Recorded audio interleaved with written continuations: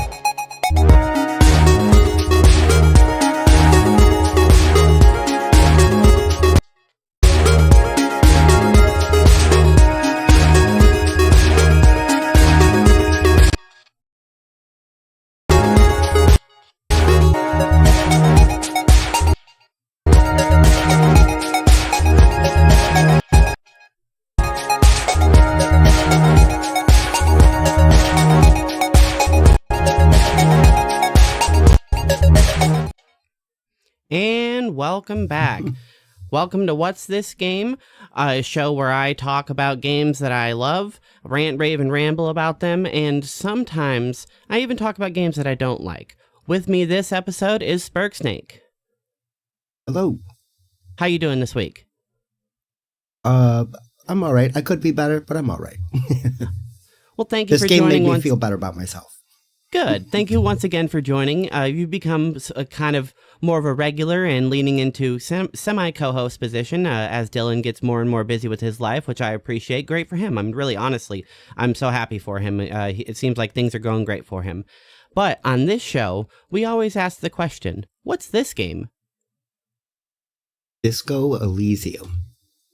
This game came out of nowhere. One day you're just like, hey, check out this game, and I looked at it on Steam, and I had no idea what to expect. I clicked on the store page, and I looked at a couple of the screenshots. And I'm like, ooh, this art style reminds me of Guild Wars. It's digital oil painting, which is exactly the style that Guild Wars uses for a lot of its background arts and its like menus and stuff like that. So right off the bat, I was like, ooh, okay, I like the art style. And then I watched a couple of the trailers, and I saw that it was like choice based, not exactly as much as like a Telltale game or stuff like that, but it's a classical role-playing game where there's you roll dice and you can make checks with passive skills and then like active checks, some that you can re-roll and then some that are just like permanent. So once I saw that, I was like, okay, I'm sold. I have no idea what the story is, literally no clue. So I'm gonna go in completely blind, and we're gonna figure it out. So yeah. How did you learn of this game? I've seen a couple people play it. I didn't watch them play because, much like you, I saw the art style, I saw the style of game that it was, and I was like, oh, I like this.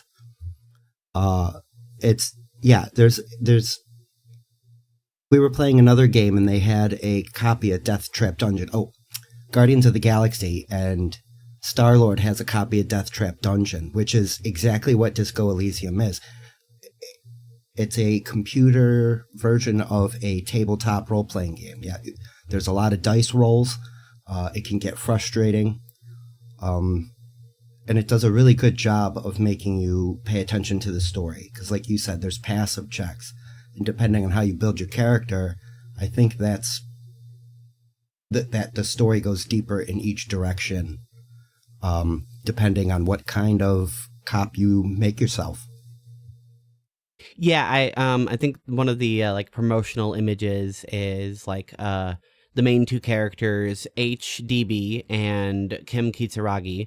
They are back to back, holding their guns, doing their cop stuff, and then it says, "What kind of cop are you?" And then Disco Elysium. Now that was the original promo. The edition that I believe we both played was the final cut, which is the re-released, slightly remastered version. Instead of using Kickstarter and YouTube actors and stuff like that, it's a fully professional cast, and I don't know what else is updated, but I know it's completely revoiced. So it's absolutely fantastic. If It the makes entire it, thing wasn't so well voice acted, I felt like I would have gotten bored so many times. But instead of just like clicking through dialogue checks or just like click click click and then just like reading the things that popped up, I would just sit and I'm like, okay, that's a paragraph long. I'm just gonna listen to this guy talk. exactly. I think it makes it much more accessible because you're not stuck reading paragraph after paragraph, which I don't mind, but I appreciate the voice acting, like you said. I'd rather listen. Oh, crap. And there's a lot of great. Hang on one second. voice I acting never went live on the actual What's This Game channel. Oh. So we are live on my channel, but I don't. Not your other destination. Oh no. Yeah, I gotta add that real quick. I am so fucking. It's fine. Well, you always can edit and post. Yeah. Let's see. Man, I don't even. I'm so scrambled now.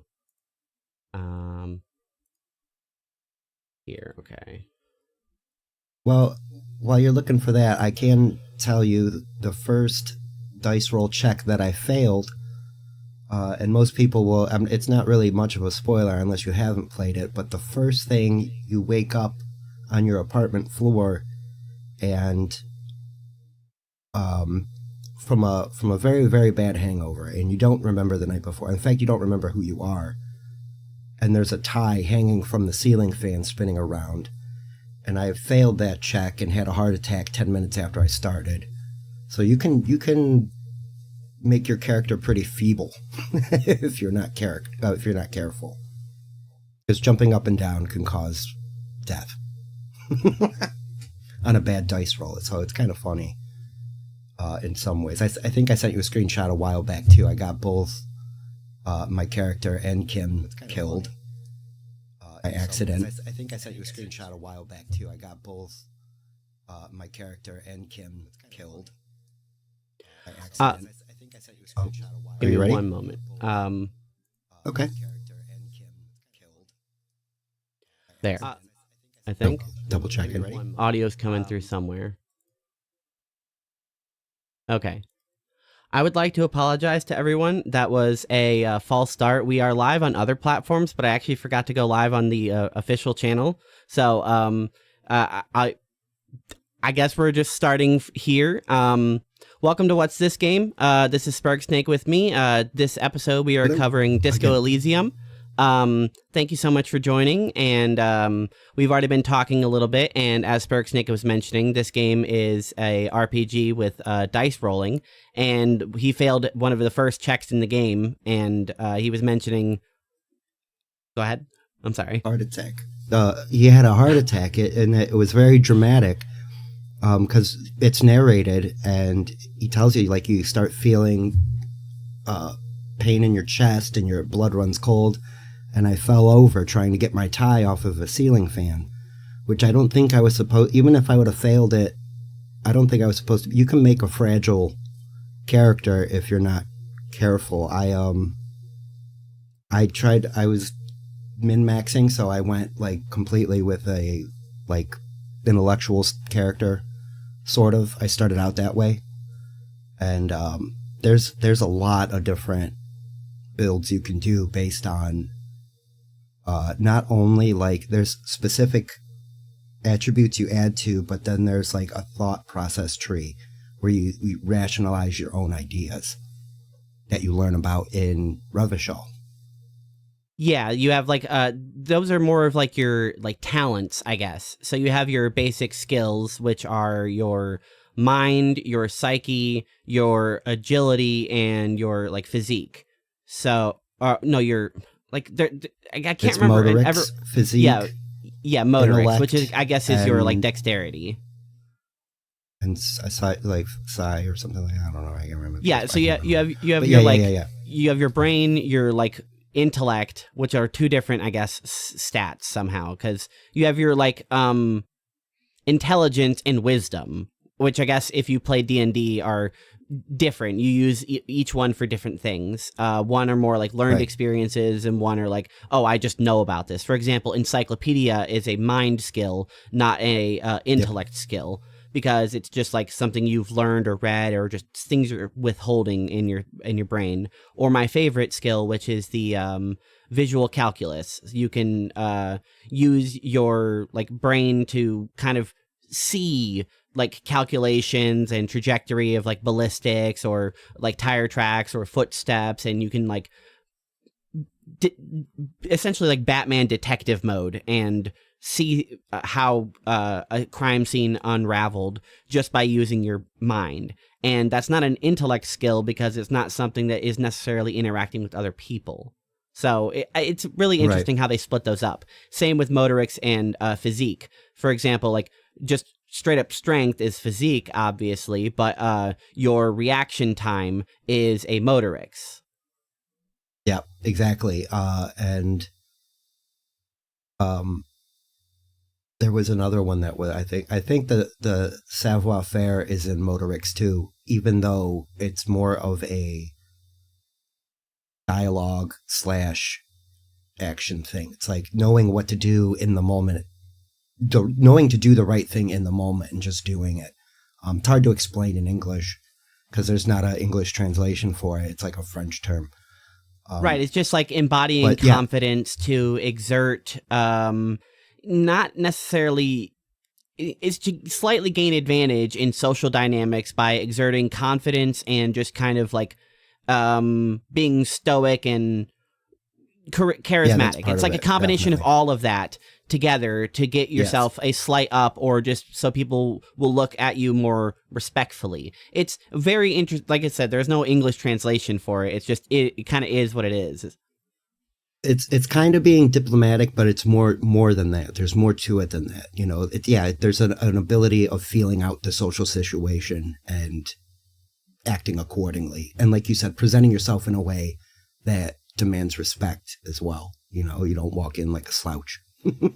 And all of this is kind of presented to you before you even start playing the game. You have to kind of make your character, or at least pick one of these skills to be your main skill, which gives you a buff in other regards.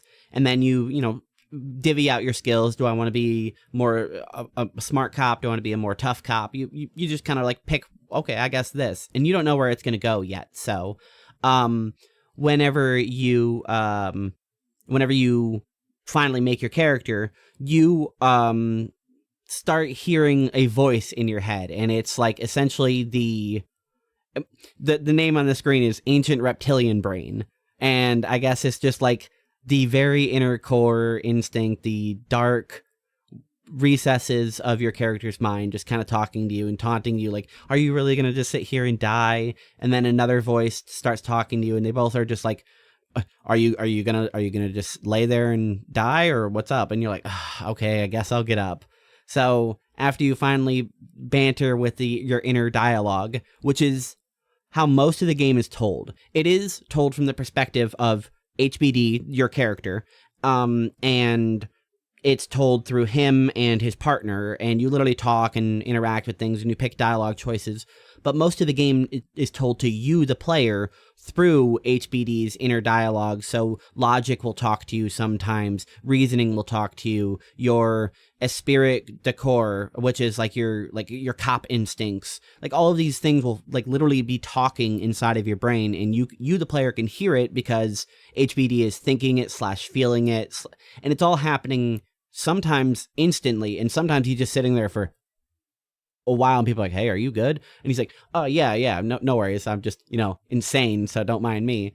So you finally wake up off the floor, and you are so fucking, you're still drunk even though you have been passed out, and your character has no health, no anything, no morale, and if you fail any of these early dice checks, as Sperg Snake did, one of your earliest objectives is to get your tie. It's on the ceiling fan, and it's spinning around, and you just have to go and grab it. And if you fail it, you can just straight up die. And since you don't have any medications or anything like that, it's very easy to get a game over right at the beginning of the game. And I found myself doing that, not at that check, but there was another check where I had to, I don't know, do anything physical. I would just, oh, okay, I'm dying. Don't mind me. I'm just gonna die. Just had a heart attack. I think I had 2 heart attacks at the beginning of the game. I don't remember exactly I streamed all of this. If you want to check it out on my channel, Insanity, at Annie O'Ryan. Well, it's not at, whatever. You can see I streamed like 14, 15 episodes of this, and I definitely died more times than I would like to admit, and I will admit, and you can even see for yourself, I sometimes just cheesed dice check rolls because I'm like, I'm just gonna roll it, fail. Okay, quick load, roll it, fail, F9. quick load, roll it, fail, quick F9. load. Yep. Just F9. Yep, F9. So I will admit, sometimes I just cheesed it. I decided one of my defining character traits at the beginning of the game would be, I will get through any door. I am the door opener. I will get through any door. And I failed one door in the game, and I just couldn't live with myself. And if and when I do a playthrough of this game again, I'm going straight to that door, and I'm going to roll it as many times as it takes to get double 6s, which is in the D&D terms, Guaranteed. It's like a super critical. So you roll 2 dice on almost every check, and it's I guess the number is 2 through 12 because you can't get a 1 in rolling dice. So Right. 2 is a instant fail, so snake eyes, and double 6s is critical no matter what. You automatically pass it, even if you have no proficiency in that skill at all. Even if the check is like 25 or whatever, if you roll double 6s, you pass it. Right. It's a guaranteed pass to the check. And snake eyes, like you said, it's a critical failure. Like it tells you right there in big red letters, you critically failed. I was doing the same thing. There was one that I had a very low percentage on trying to win, and I did it while Kim was asleep. Kim Mitsurugi's your cohort and throughout the whole game, and it said I can't remember which part said it, but it was like, oh, it's a shame nobody saw that. And I was like, oh, you son of a...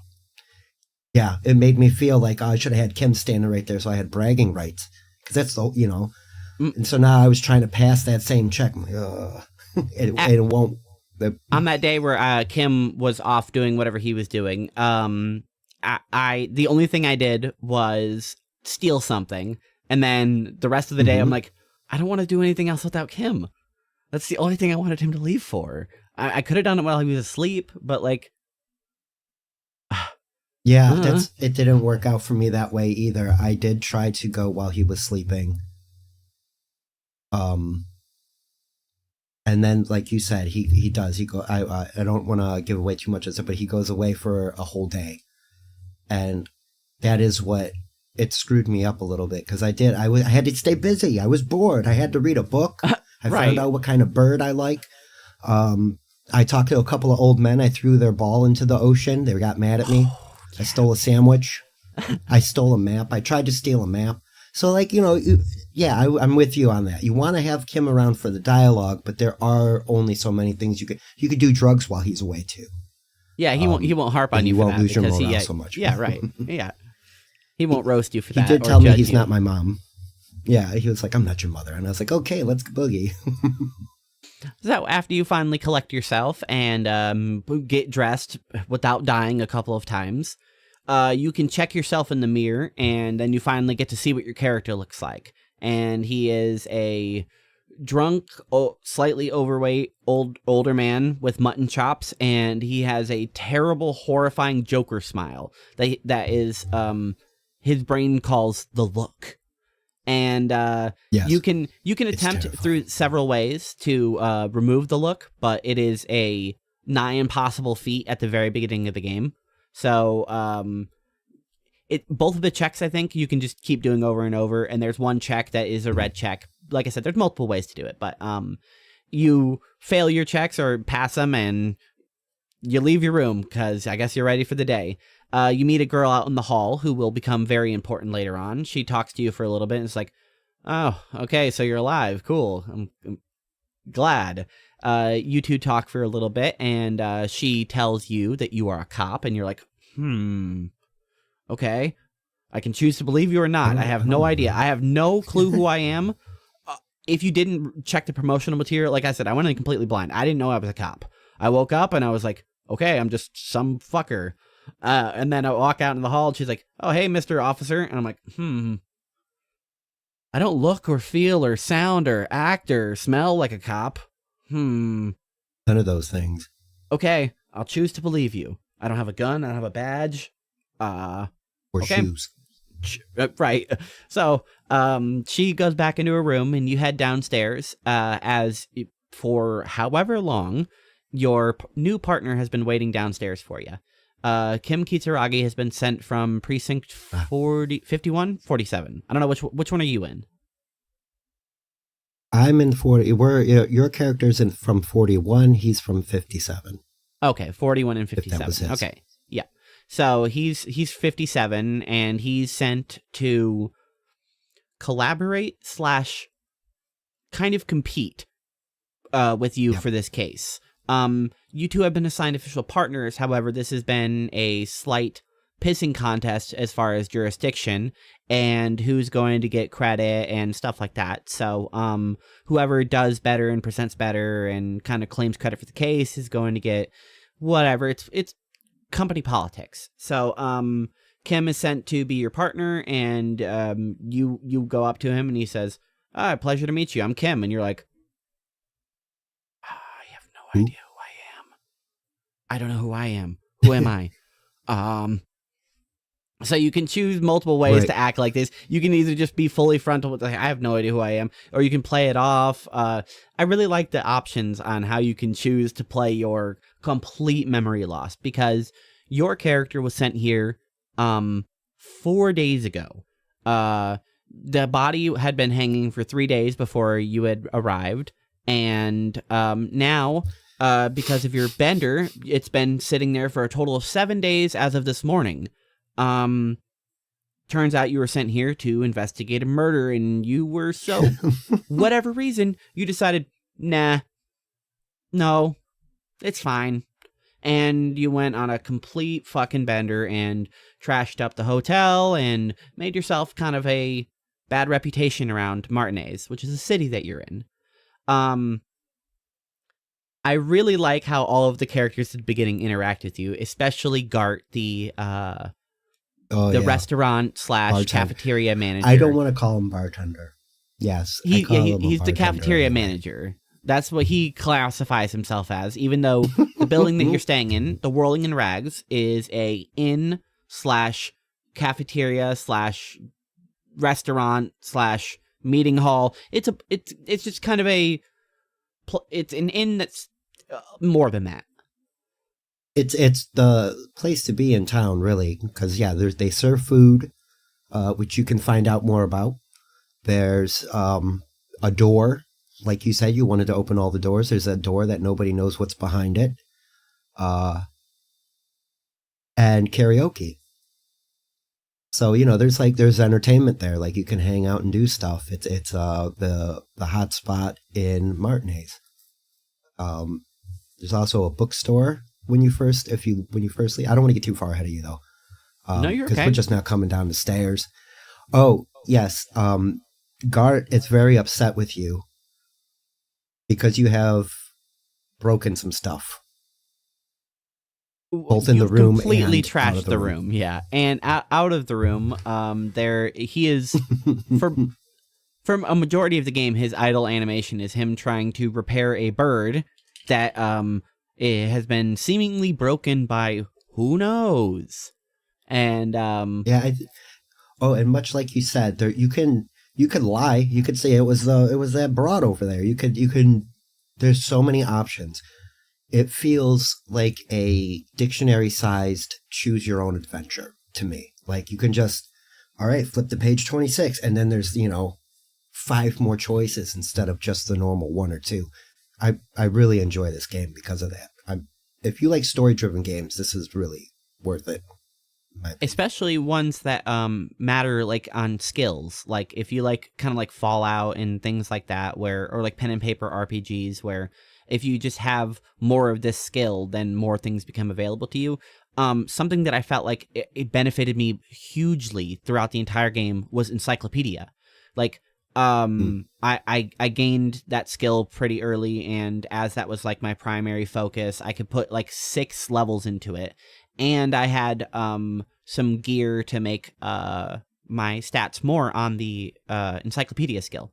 And then I had some of the thoughts, which are the side tree to your skills. They're like your talents. You can pick like you have to spend skill points to get talent slots, but then you can get a bunch of talents that you can put in and out.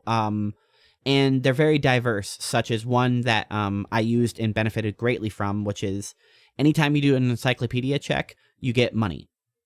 So I was just constantly just thinking and being like, bing, bing, and just getting money. So not only was I gaining knowledge in certain checks and in certain circumstances, just when looking and talking and hearing things, I was constantly getting money anytime an encyclopedia check would go off.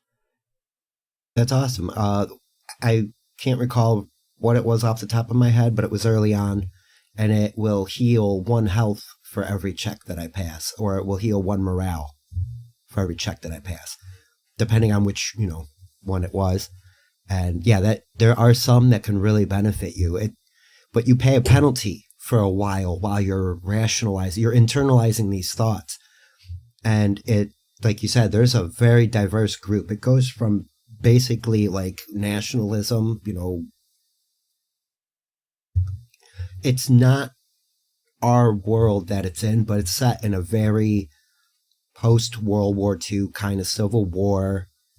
It's got this huge mix of like Eastern European feel. France is in there a little bit. It feels very not American. Yeah, it's not America. You're not in America, but you're also not like in Europe. You're not like in Russia. You're not anywhere specific. It's so many places amalgamated together. Right. And one of the you characters can feel mentions, that in it though, like.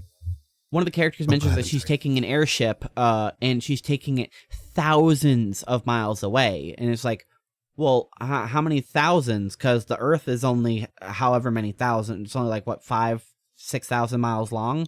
I don't know, whatever. I know it's like 3,000 from New Jersey to California. So that's like almost half. Okay, well, I clearly don't know. That's my American. That's my Americanism showing.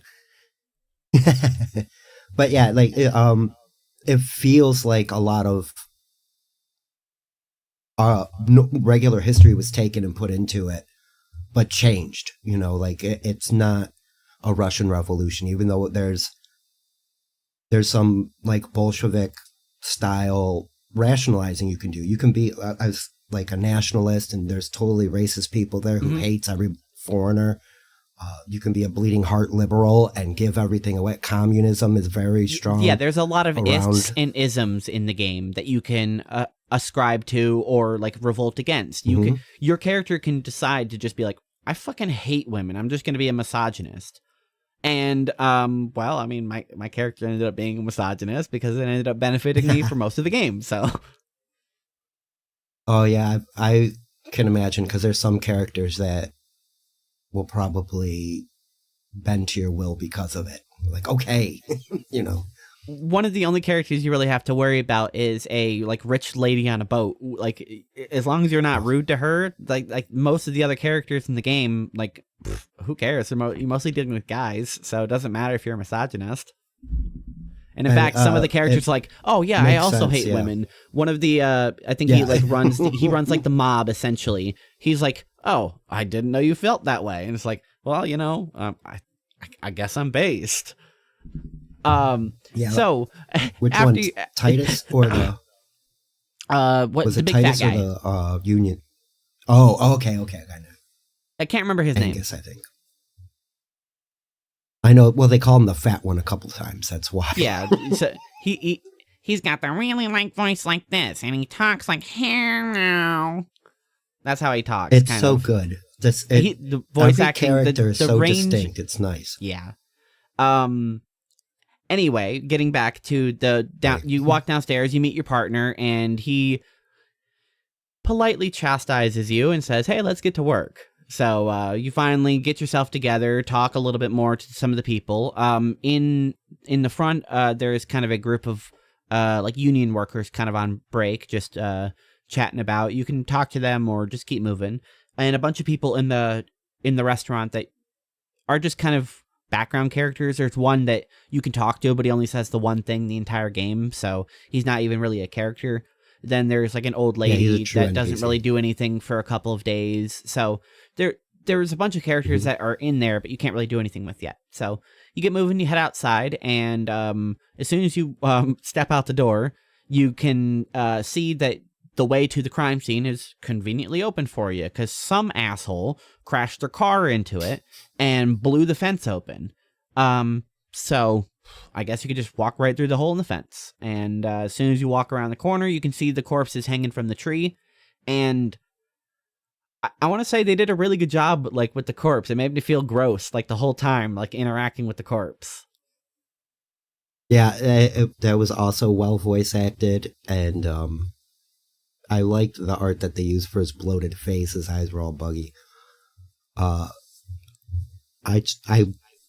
was one of the first things I did, and I remember talking to him, but I don't remember everything he said, and I didn't get all the information out of him that I could, because later on, you can use what you say to him with other people, because you have that knowledge. And you're not being metaphorical either. Through insanity or soul minding, or if your character is literally a psychic medium, who the fuck knows? You can, through dialogue, literally start communing with the corpse, and he will briefly come back from the other side to talk to you about how he died. And if you ask him how he died, he said it was love. Love did me in. And that's really the big clue he gives you. And it's like, yeah, okay, that doesn't help me, but okay, it has something to do with the girl, probably. Cool, good to know. That's all you get. And a few details about him personally, but he doesn't, you don't get a great lead out of communicating with the dead. Which even though you're able to, and it's an awesome moment, right. And it's really a highlight of the early part of the game, talking to the corpse. After you're done talking to the corpse, or before you do, there is a kid and another kid that are hanging out in the yard or courtyard, sort of, right around the Whirling and Rags in the apartment buildings nearby. The Whirling and Rags yard is fenced off where the corpse is, and then on the other side of the fence is the little kind of side yard that the apartment buildings have. So the one kid's on the apartment building side, and the other kid's on this side, constantly throwing rocks at the corpse. As he said, maximum velocity. So the corpse is absolutely obliterated by this kid and his super cannon arm, allegedly. There's a lot of post-mortem damage to the hanging man.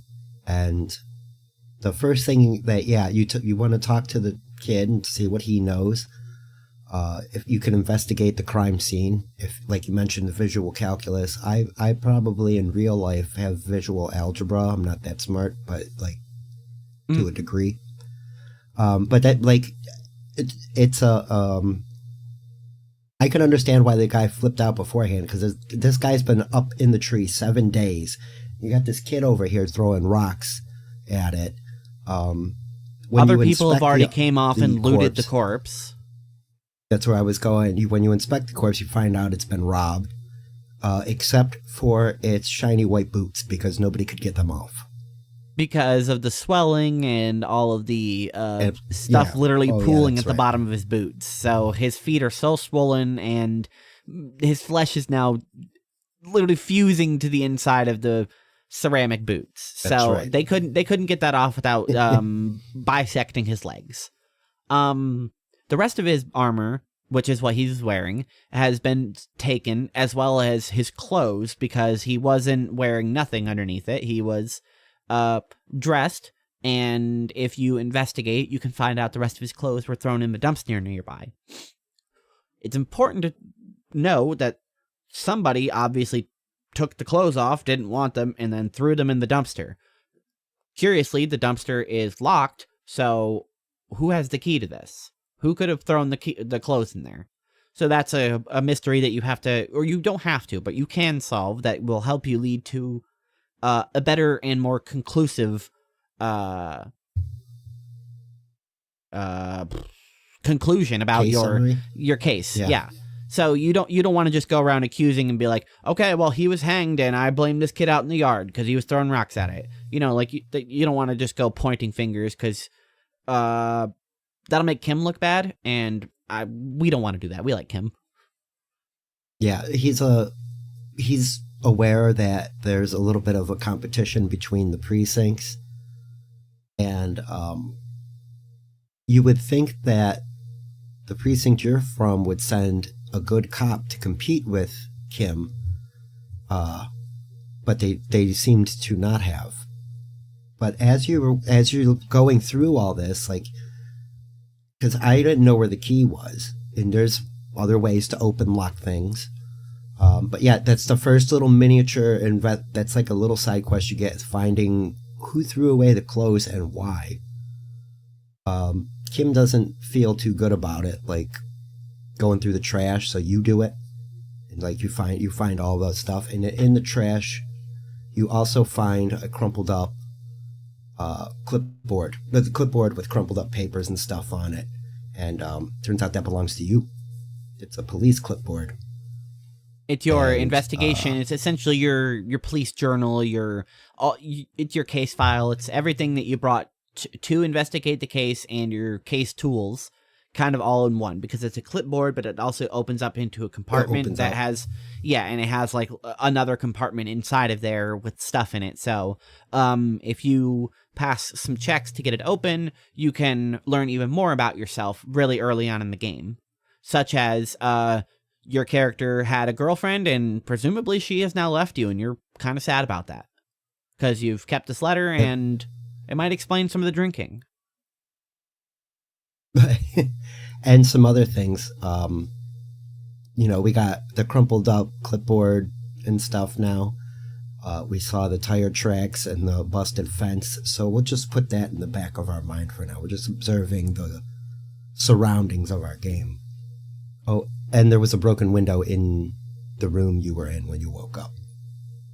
Oh, yeah. We said that. We said that the whole room was trashed. The whole room was trashed. The broken window, since we didn't cover it, the broken window in your room is because you threw your shoe through it. You got real drunk and pissed off. You were listening to something on the tape recorder in the room and got real pissed off and threw your shoe through the window. Why? Right. So the night before was a real because you're nightmare. HBD. That's why. That's right. You're a disco cop, or at least you seems to be that it was, and that's what's neat, because you can play it more straight, because you do get tempted to do things like that. They do tempt you with drugs. They do tempt you with alcohol, smoking, and you have a choice to do them or not do them, and that's kind of neat in my opinion. And like with most RPGs, they have benefits and debuff, and buff negatives, and debuff. yeah. I felt like alcohol had obvious. As soon as you drink it, you lose health. Now Same with the cigarettes. I feel like I thought cigarettes damaged your morale. I know the speed does. Peptide. Yeah, I think the cigarettes. Maybe I got it reversed then. Maybe the cigarettes do your health, and then the alcohol does your morale. Because one of them, it's. I know it's one of the two is the other one. So I felt like cigarettes, for the most part, just had nothing but benefits for me, since my character was all like mind and intellect skills. So the entire game, I'm just like, okay, let's talk to this guy. And right. Exactly. It really helped me pass checks, especially with the encyclopedia, because now I'm just like, okay, I can think better. Aha. Oh, yes, I do know about birds. Right. And there are some weird subjects that you just pick up. Like I like it because it helps world build a lot. It's a lot of trivia, and it might not be directly related to the moment, but it does paint a great picture of this environment. A skill that goes hand in hand with the encyclopedia for learning about the world is even though I like, and it was my main skill, the visual calculus, I feel like my favorite skill in the whole game was shivers. It is a body skill, which I think it should be a psyche skill because it makes whatever. Shivers is an ability that you know how sometimes whenever you're just sitting there and you get that tingle down your spine and then you just have like a sense about something, and surprisingly you're extremely and exactly correct about it for some reason. Like, oh hey, somebody's watching me. Oh hey, what's up? Hey, I didn't know, how long were you standing there? Like, you just know things sometimes, and that's the shiver skill.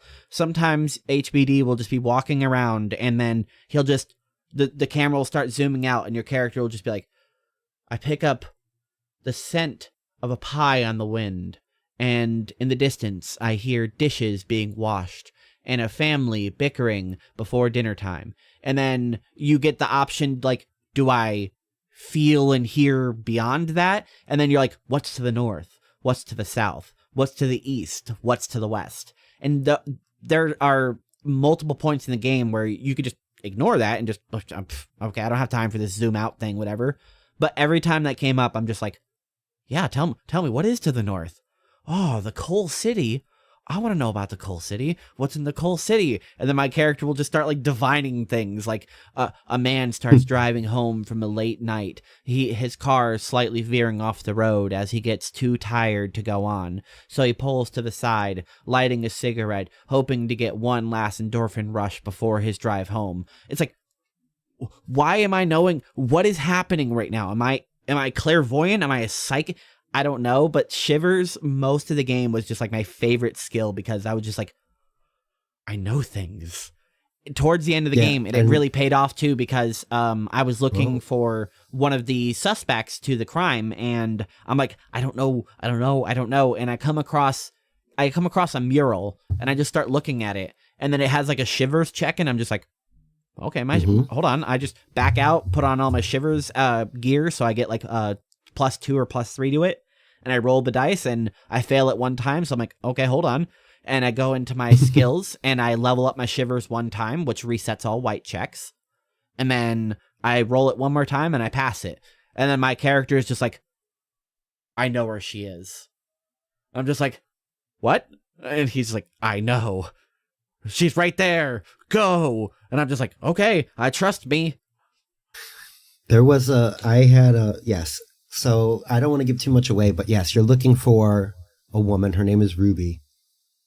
And you come upon a building that you can't quite get into, and that's where the mural is. And yeah, you start doing some divining, and you get a chance to push it a little bit more too. There's a ladder and a sewer pipe. Kim's like, I'm not going in the sewer pipe, dude. Not doing it. And so your character's like, yeah, I'll go up the ladder. And he's like, you're going up by yourself because I'm too old for this. He basically gives you that line from Lethal Weapon. And so you're like, I'm going to teleport to the roof. And so I roll the check to teleport to the roof, and it teleports me to the roof. And then are you serious? That actually happened? Yeah, well, hold on, because Kim shouts from down there. He's like, for the record, you just climbed the ladder with your eyes closed. I love this. He took my moment away from me. That's what I mean. Like it's because as I was playing, like you were mentioning with Shivers, there is a supernatural level to this game. There's like a ethereal plane is constantly in existence, whether you want it to be or not, and you can and it's not just your character being crazy.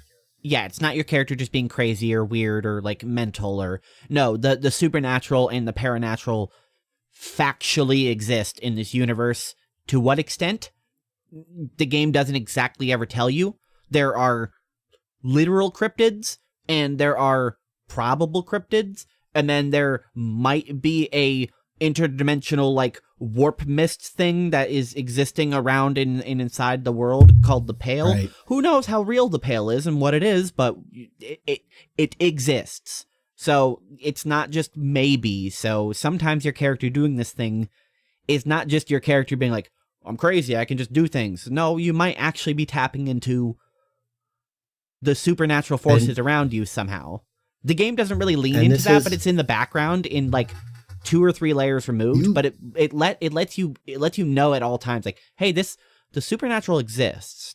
For example, on the coast there's this church, and this church, there is something scientifically fucking bizarre going on. People have been researching it. There's like some sort of anomaly in this church that is factually existing. We just don't know how to see it or interact with it yet. We don't know what it is, but it's the fact that we don't know what is there means that we know something is there. Right. When you stand in a certain spot, all the sound goes away, I think. Yeah, I can't remember exactly what it was, silence. but it was it was a really It's like a pillar of silence, and as you get higher and higher, it's more and more quiet. So there's just some crazy guy who's worshiping this weird silent void tear thing. Like I said, who knows how real it is, and maybe it's just people going crazy, but the game treats it completely real. And because the game treats it real, you, the player, have to approach it as, okay, this exists. Right. You can lean into it, and you can be vocal about how you feel, and make those types of things. You can be more like a Scooby-Doo detective versus, just like a drunk private eye kind of guy. But at the same time, like, you played an intellectual character, and so did I. And what happens is there's another one that's called Inland Empire. And that one does a lot of that one does a lot of dialogue with you. That's right. And both of those kind of contradict with the logic. Because I had high logic and high rhetoric. And so, like, my logic would be like, it would say something totally opposite of what Inland Empire would say, or one of the other. And sometimes they'll all be saying it at the same time. Like, you'll get a logic, a rhetoric, and an Inland Empire all at the same time, and 2 of them will say the same thing, and one of them will be like, both of those guys are crazy. And you'll be like, that's logic usually for me. Now I'm arguing with myself. Okay, so which of these do I trust? Because clearly I believe all of them, but which of them do I trust? Exactly.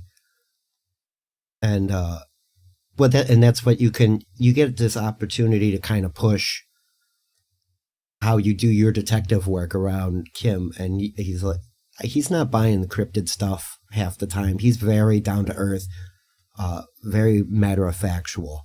So when you're listening to the wind, he's side-eyeing you the whole time. Like, what are you doing? Okay. He's like, I guess so. And depending on but how he's you, a good sport you interact, and depending on how you interact with him and how open and honest you are with him, you can either get Kim to kind of be totally against you and think this guy's nuts, or he can be like, okay, I don't always agree with you, but you are my ride and die, and I will defend and support you until the end, literally. I will take a bullet for you if I have to, and I might if I need to. So, I felt like out of everyone in the game, Kim was the only one I could trust, because I didn't know my own character. I didn't know anyone else. I felt like Kim was the only one that's like, hey, I'm here to do the job, and I'm here to save your ass from fucking up the job. It's like, okay, I can get in line with both of those. Well, because he walks in on your 3-day bender. You had you basically wake up from overdosing, and then just start a murder investigation, except you find out all your shit's gone.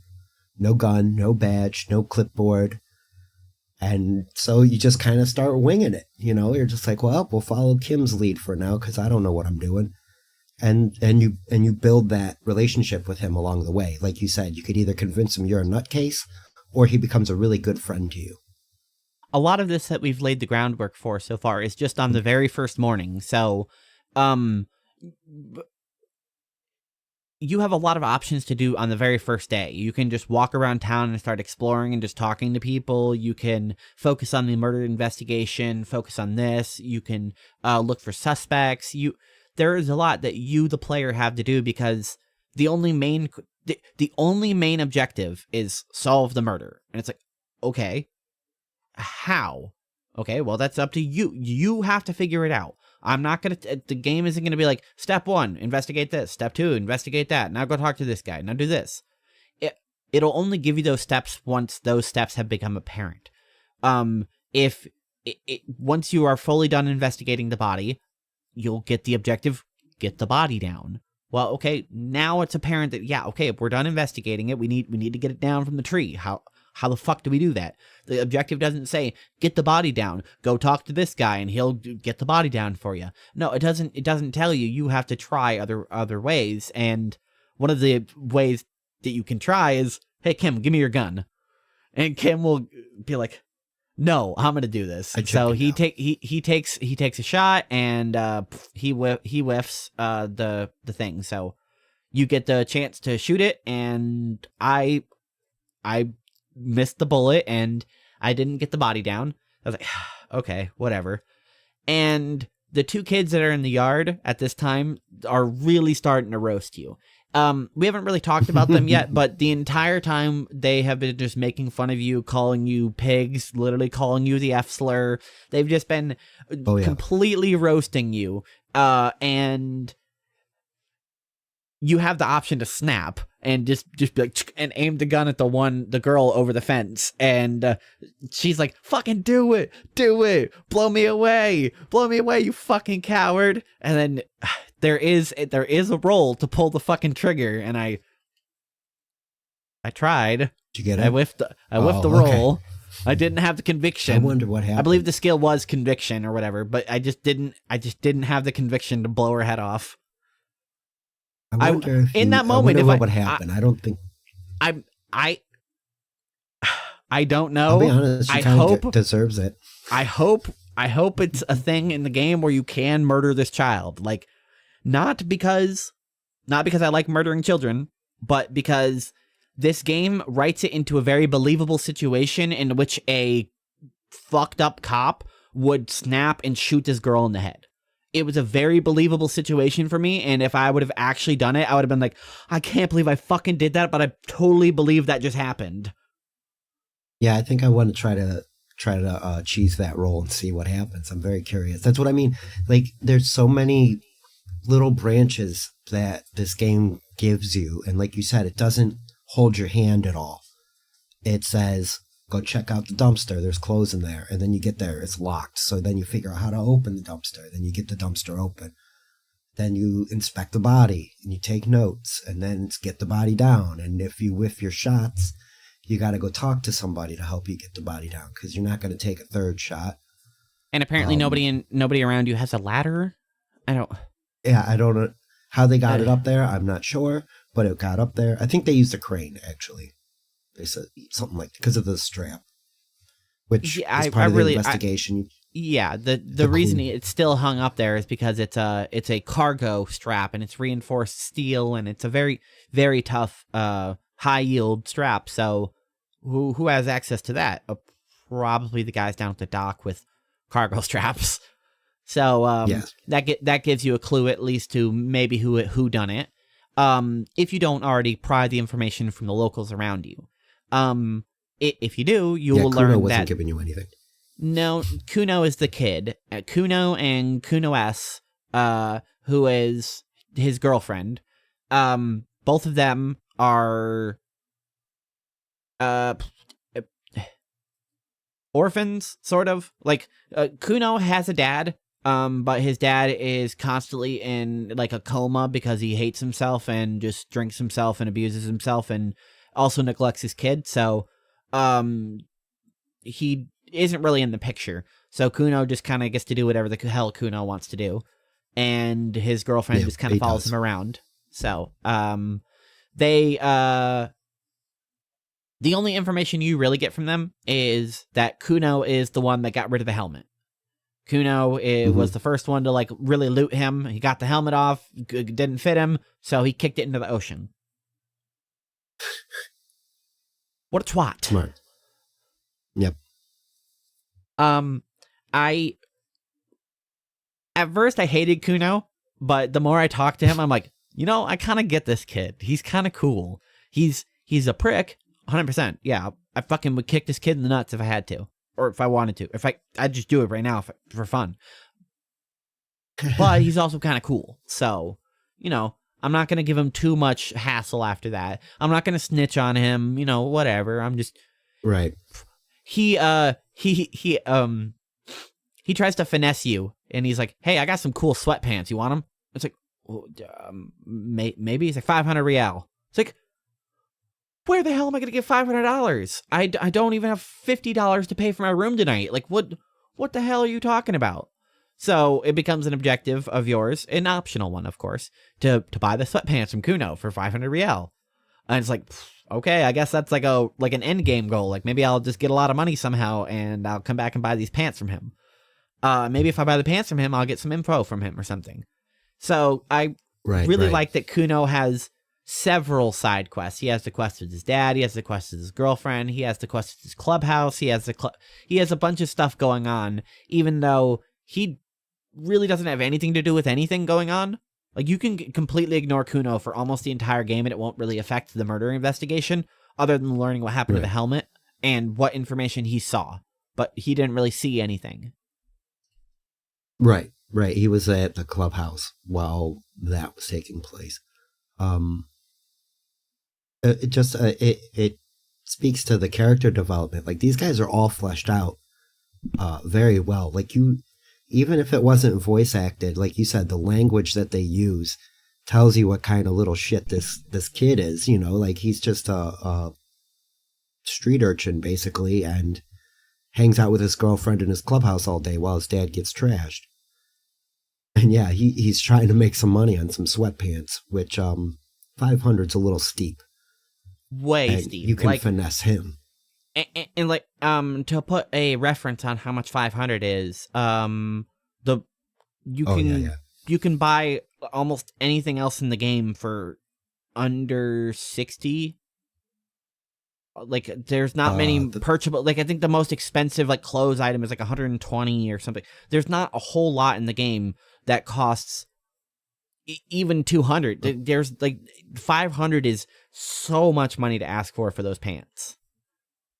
Yeah, exactly. A pack of cigarettes was $3.41 at the store. And what else was? Oh, like the most expensive thing that I saw that was just an item was this board game, and it was like $25. Yeah, 25. It's just like that. I don't even know what it's for. Did you end up buying that game? Buy it. I did not yet. No. Okay, so I'm sure. Does it lead you somewhere? What happens with it? The only thing you get from it is there's two games. There's the one game and then the other game. The one game is like Dungeons and Dragons, and you can end up playing it with Kim and have like a mini adventure and stuff like that. And the other one's like Settlers of Catan. So okay. If you play that one, you get the figurine. You get like, I think 1 or 2 figurines from it, which will maybe become relevant later, or you can sell them. And you get a dice, I believe, from both of the games.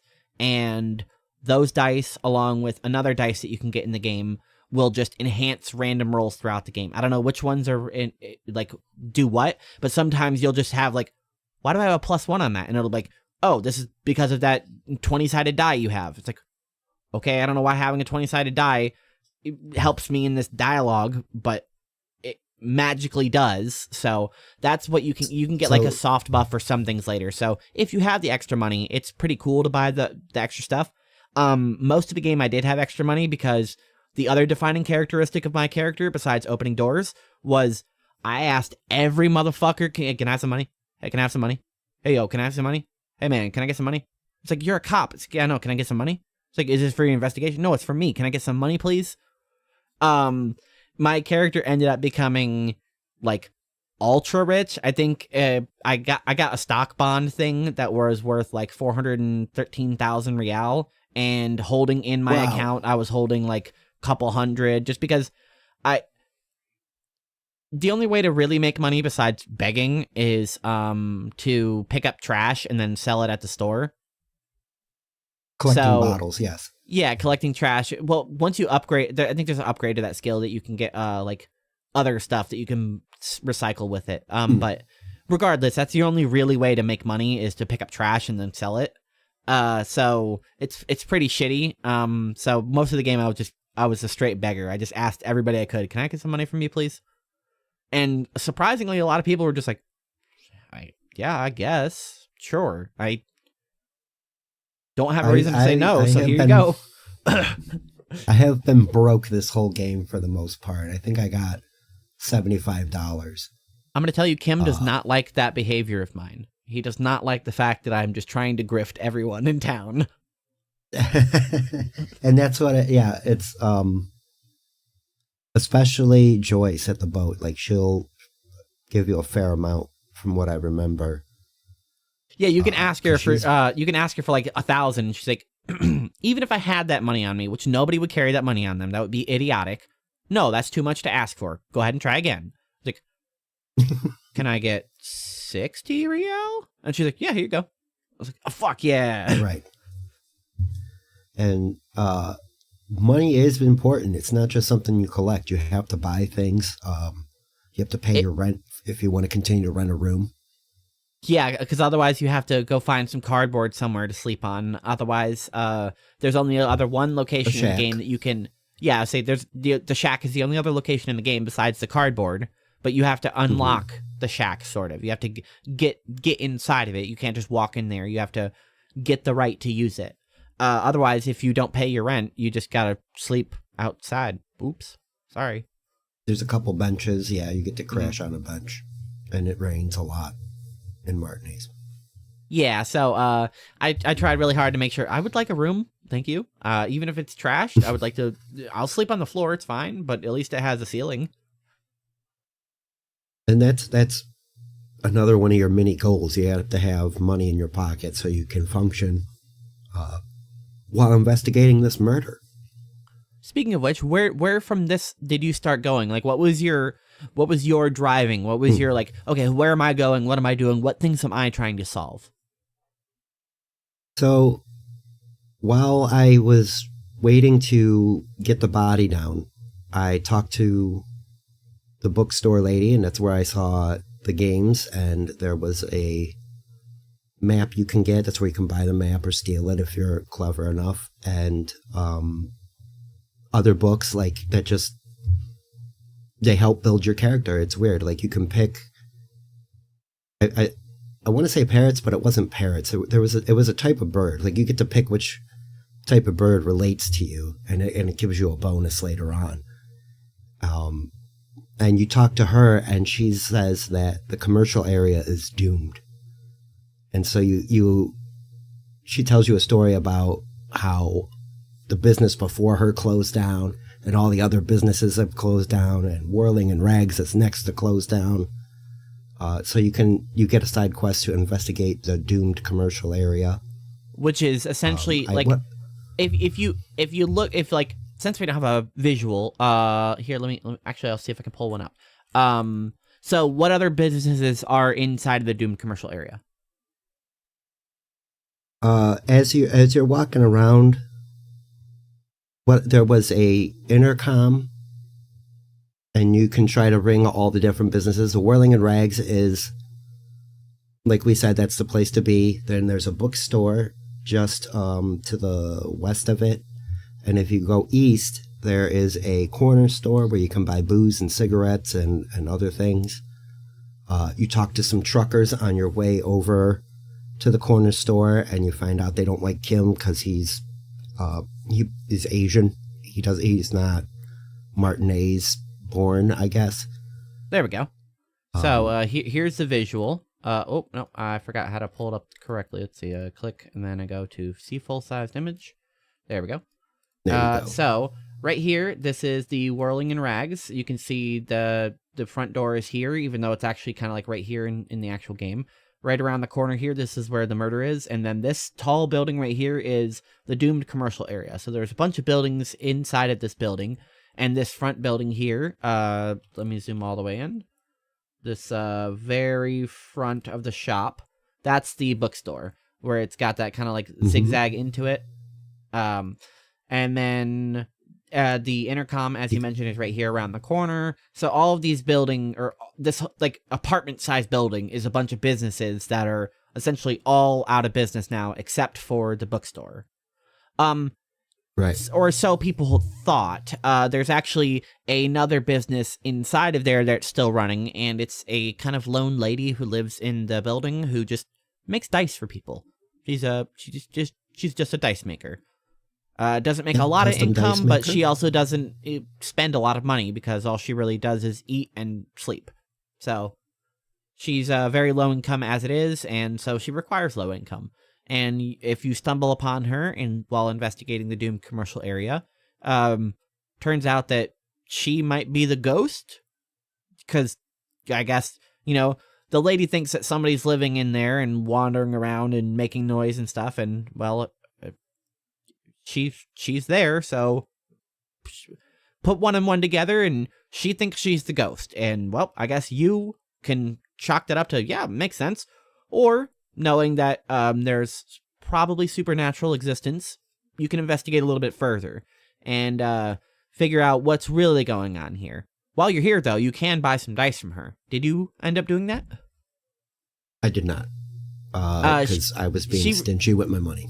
Yeah, she doesn't require a lot of money for it, but she asks you what kind of dice you want to make, and you only get one choice. So I was like, one of them is like, oh, it's a cursed dice. Well, I mean, if it's actually cursed, cool. Maybe it'll do something bad or interesting or have some cool interaction in the game. If it's not cursed, then whatever. I guess she just named it cursed because she's in the cursed, doomed commercial area. Whatever. Either way, that's the dice I picked, and I think twice in the game it came up as a +1 to a roll. One time was in the church, I think, investigating that void thing, and then another time I think was when I was like talking to my lizard brain. Okay. And there's other things, like if you learn about something, it helps you pass checks. So it does pay to go through the dialogue because you will get bits and pieces of information. And one of them, we mentioned the pale earlier, which is kind of the ethereal thing that there's another woman who's doing an experiment. And you talk to her about it, and she talks to you about the pale, and that gave me a -10 somewhere else. I can't remember what it was, but it just -10 in big red because I knew about the pale. Yeah, that you learn about it here, and then later on there's another lady doing an experiment, and if you try to run that experiment, because it's like it's which philosophy, I guess, HPD learned and leaned into. Does he believe in like science-alism, or does he believe in this like the pale-ism, like the super paranaturalism? And if you learn and lean into and know about the pale, then your character is like, well, because of the pale, this science experiment probably won't work because whatever. Like you get that -10 because you know about that, and it's like, it was one of the only checks in the game that I just couldn't. I even tried brute forcing it a few times on stream. I was like, and I was like, okay, well, this -10 is just too brutal. Like I even with all my gear, even by smoking, I'm not getting past that -10. Only if you roll a 12. That's it. And that could take a long time. Yeah, because statistically, on the little readout, it says it's like 3%. That's a 3% chance to roll a double 6. That's the lowest one I've seen, and exactly the opposite and contrary, like a 97%. I've never seen a 100% one, but 97 is the highest working for you. Like I imagine you're almost not going to fail.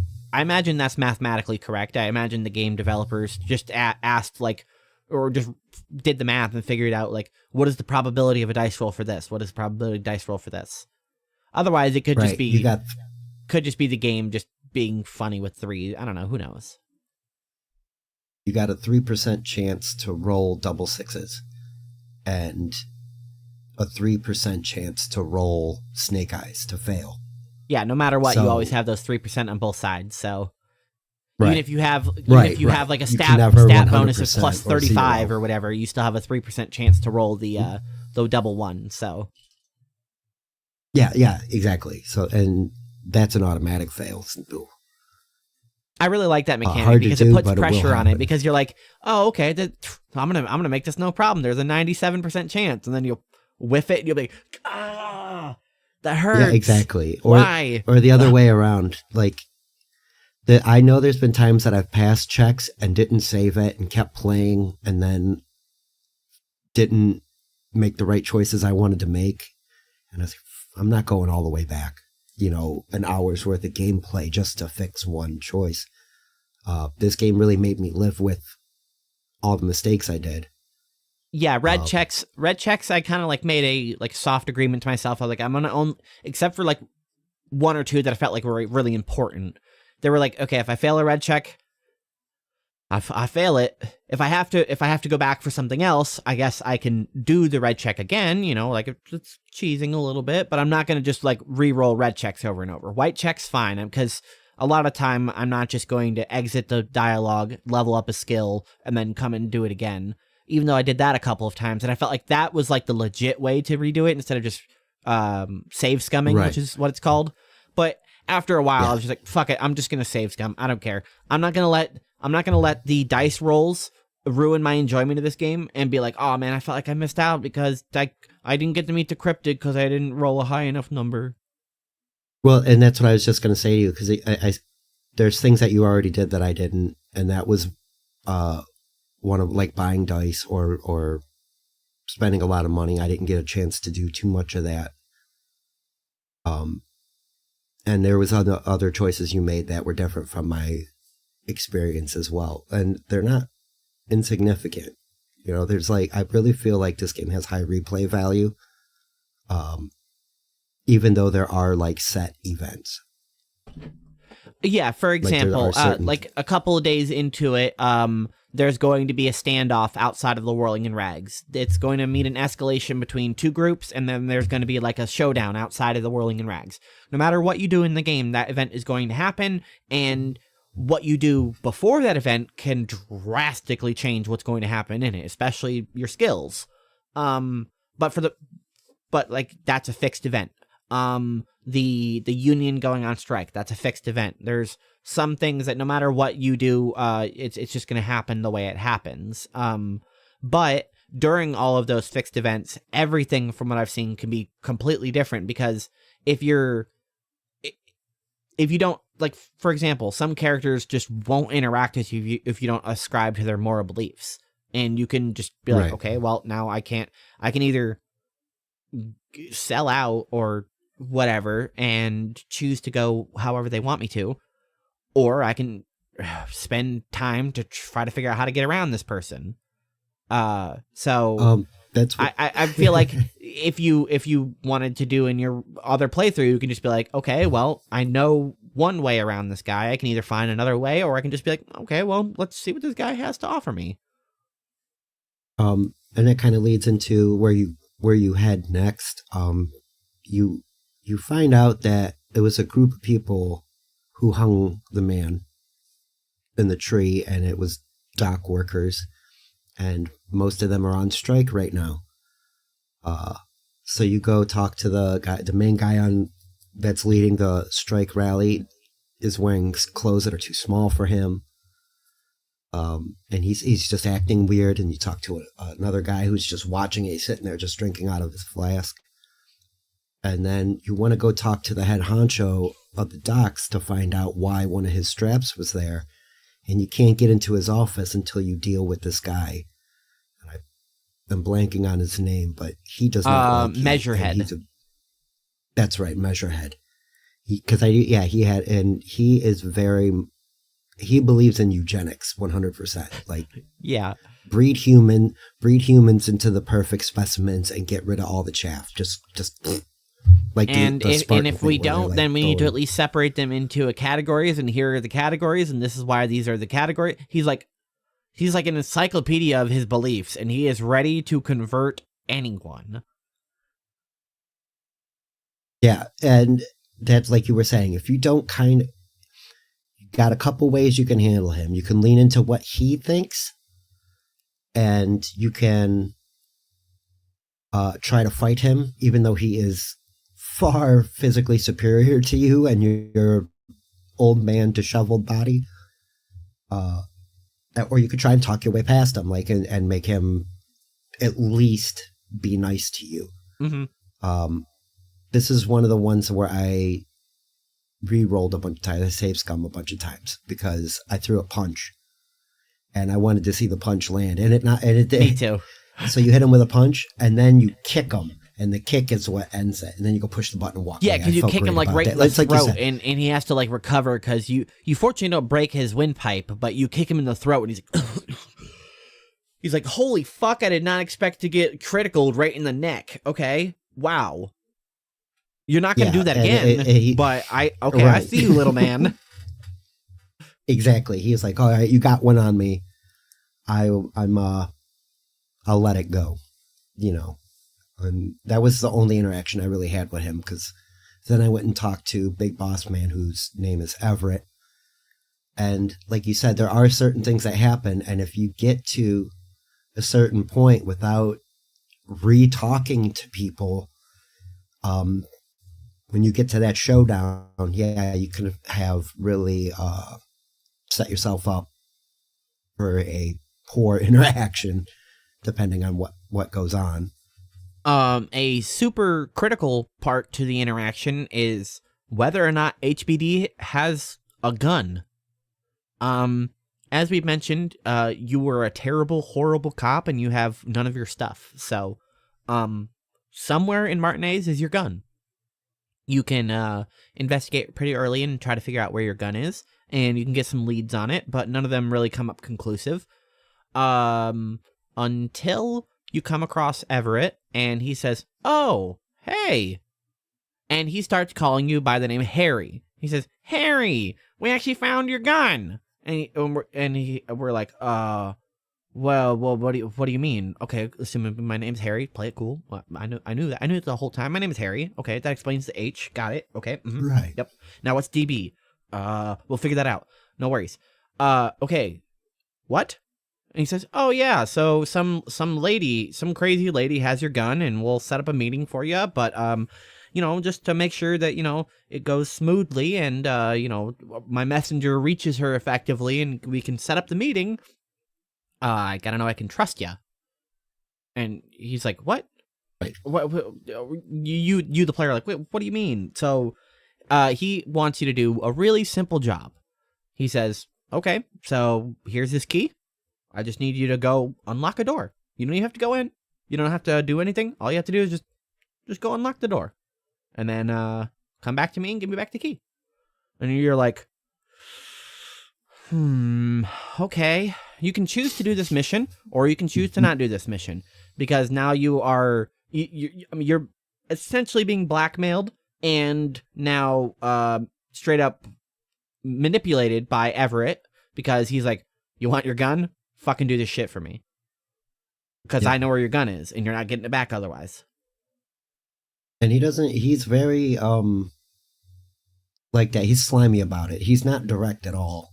He's definitely trying to double talk you a lot. And he knows you're in a pinch. I didn't first learn my gun was missing from him. I first learned from the pawn shop. He's like, yeah, you pawned it a couple days ago. I was like, did? What, me? And he's me? well, it's not me now. Gun? Pawn? Yeah. Me gun? Mine? Me? Oh, that does sound like me. Fuck.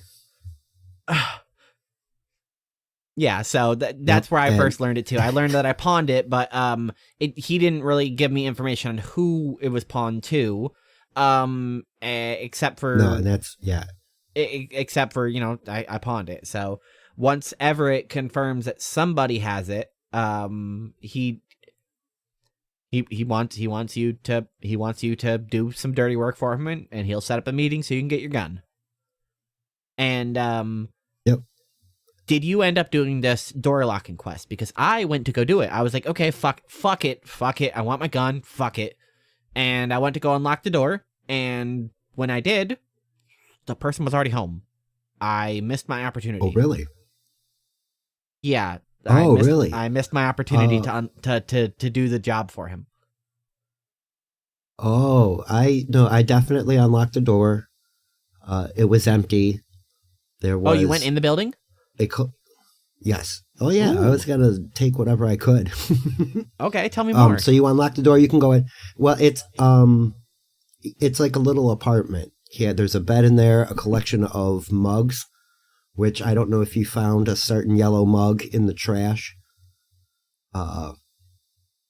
It's very much, like old Americana blackface stuff. Like it's like really out of date racist references and stuff like that. So like this guy has a whole collection of those mugs. I think the description of the yellow mug that you find is a racially insensitive depiction of a black guy frolicking in a field. I think that's the description. One of them for sure. I think, if you find the one that's in the trash, I believe that's the one that you carry around with you trying to figure out whose mug is this. I believe the description. I would have to double check it, but I remember in my brain it saying it's a description of a racially insensitive depiction of a black guy frolicking in a field. I think that's what it is. Which is, I guess, a pretty funny mug about it too. I mean, I guess a naked black guy on a mug would be funny. And like you can question people about it. They'll be like, "So what do you think about this mug?" And like one of the truck drivers laughs at it. Kim doesn't like it. Everybody else is like, "Eh." But yeah, it's it belongs to the guy in the apartment. And then once you find him, wow, it's so amazing that because I missed out on that, I had no clue that's the guy in the apartment. Okay, cool.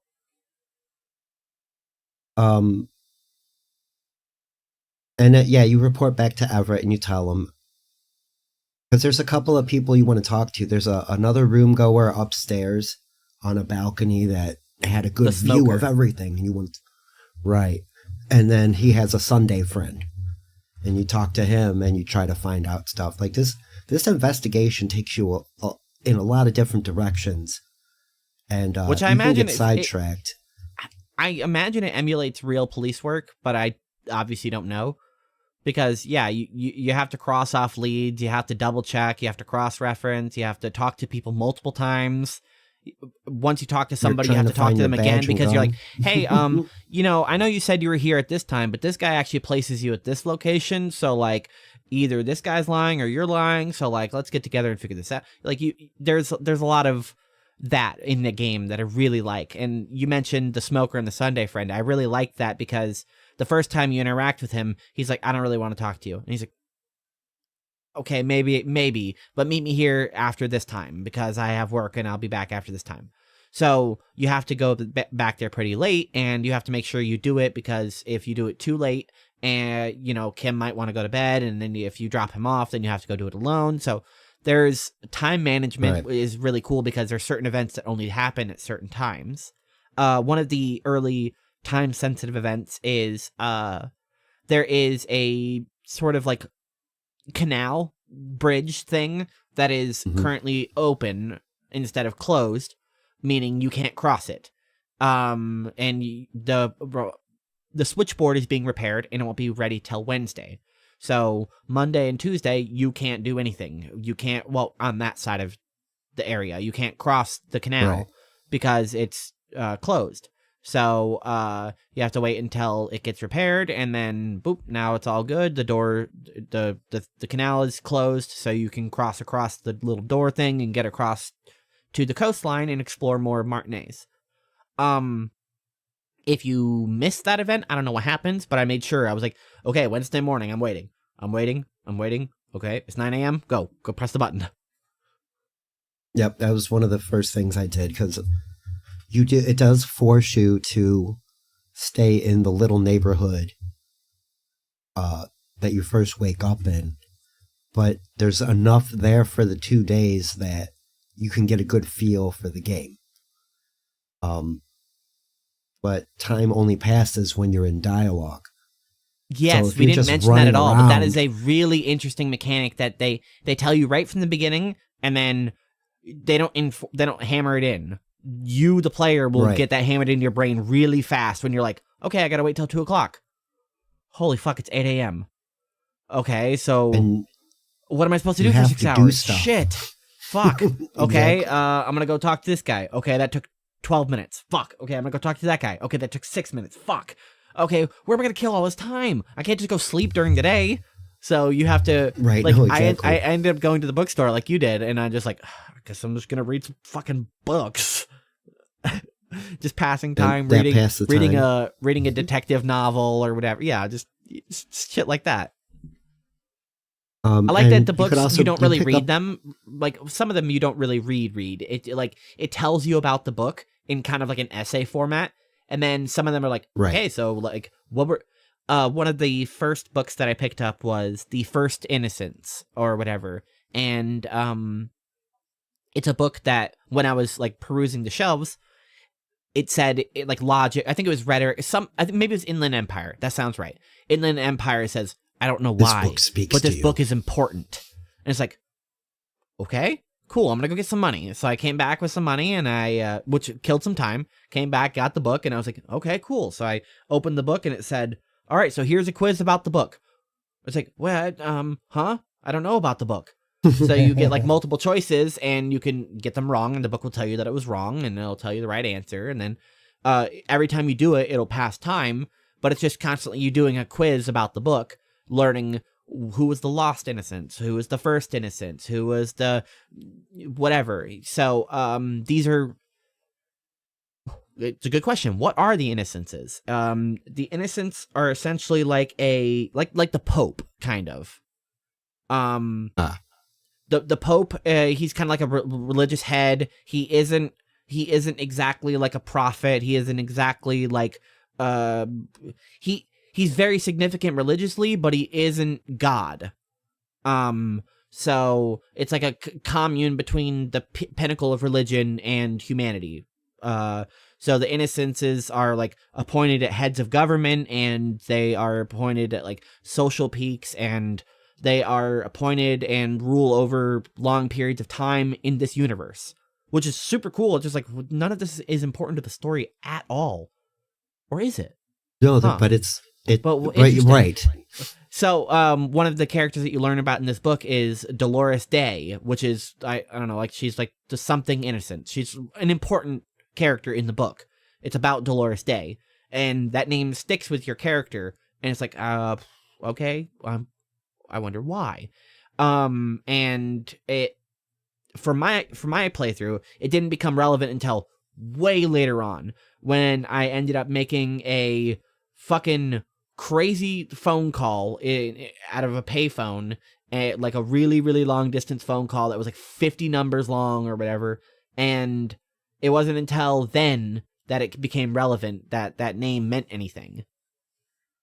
See, I didn't read that book, but I did find a phone number. And there's a phone that you can dial the number on, and you call her up, and it's an old lady on the other end. I had no idea who that lady was, so I'm just like, yeah, I'm a cop. And she's like, screw you, copper, and hangs up the phone on me. So, like, I didn't have any background to get further in that conversation with her like you did. So that's what I mean. Like, this, I think this game changes a lot in tone and direction just based on little dialogue, things like that. There's a couple of predetermined things I know about, but how you get there, it can be a direct logical route, or it can be your tie yelling at you the whole time, and you can be drinking. You can really not be the most good cop there is. You can still be the same guy you almost died as, and just keep continuing to abuse drugs and drinking and right, and never adapt, never grow. By the end of the game, I never finished the thought because it took so long, and I was already near the end of the game. But I got to the point where my character was like, I'm ready to give up drinking. You know, I'm ready to be sober.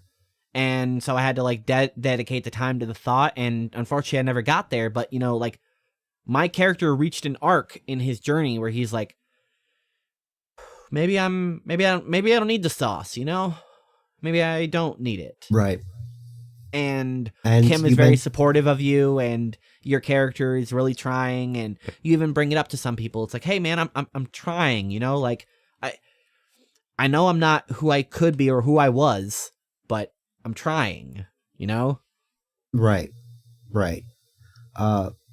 And you mentioned earlier you have this kind of plastered smile, like it's stuck on your face. You got a big bushy beard, and you can change those things if you roll right. You know, you can shave, you can clean yourself up, and really try to give Harry an arc of finding out who he is and change. Like he wakes up a different person every time you play. Well, if you make different choices. Yeah, right, yeah.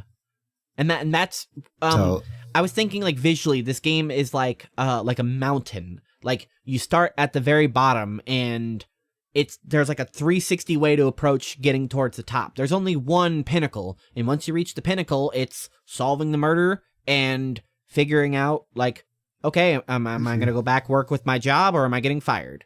That's like the very, no matter what happens in the game, that's the end of the game. You solve the murder, and you get fired or you don't get fired. There's a lot of other things that happen around that, but that's like the binary ending of the game. Did you solve it correctly, and are you getting fired? Right. Right. Or what did you miss while solving it? Because, you could have had this and it would have been better. The first night ends with Kim smoking a cigarette with you, and he will say, oh, you didn't get this and this done today, but we got time yet. You can miss a lot of interaction if you do things. If you stay dogged and just investigate the murder, there are a lot of other just stuff that's going on around the entire little area of Revachol. A big thing is the fight between the union and the company. There's a company representative. That was like. Go ahead. Yeah, there's a crescendo there, because the guy who got murdered is a mercenary, and he works for the company. There are that the dock workers are striking against. So basically, what the company was doing was bringing in people to bust some heads to get people to go back to work, and some of those people that they were going to bust heads may have killed one of the mercenaries, and so now the rest of the mercenary group is on a tear. They're coming to take care of the rest of the dock workers, and you try to convince them that they'll overpower you. They got armor, they got guns, they're gonna just wipe you out, and you work towards that. It's like a little crescendo there, and it went very poorly for me. Yeah, I hadn't found my gun. When I got to this point, I was like very ready for it, but me the player was ready, but me the person was not ready for the fucking slaughter that was about to happen. I was not ready on any level. I had my character like head to toe in the armor. I had bullets in my gun. I had all my stats ready. I had full morale, full health. I had drugs in my system. I was amped up. I was ready. And then I walked into the fight, and then me, the player, was like, oh no, oh no, oh no, no, no, no, no, no, no, no. Oh, I missed that roll. Oh, fuck, I missed that roll. Oh, fuck, people are about to die. Oh, no, oh, no. Yeah. Holy shit, this is all gonna be my fault because I fucking can't roll a dice. Oh, my God, I'm gonna fucking kill people right now. Oh, my God, please. And then, it gets and then very people start stressful opening fire, and then people start getting hit with bullets, and I'm like, I'm backing out of this. I'm gonna play this tomorrow. And then I came back to it, and I was like more mentally ready for it because like I couldn't be any more in-game ready. So I was like, okay, I'm mentally ready for this now. I have 3 checks that I know I have to beat, and I have the stats for it. Like I changed my gear a little bit. I tweaked it because now I have a little bit of foreknowledge, and I'm like, okay, I'm ready. I know that this is gonna happen, and I have to hit this roll. And if I don't hit this roll, then I have to hit this roll. And I'm like, okay, I think I know the good way to end this thing. And as I'm hitting these rolls, things are still getting worse. And I'm like, why is this happening? And then people, like I said, people start getting shot again. I'm like, is there no good ending to this? Oh no. I'm Good. like I'm making all the right rolls. I'm making all the right rolls and things are still happening. Because that's happened to me too. I know I re-rolled a couple things and it still didn't go the way I wanted it. You just get the experience points for hitting the roll. And yeah, the showdown in the square in front of the Whirling in Rags is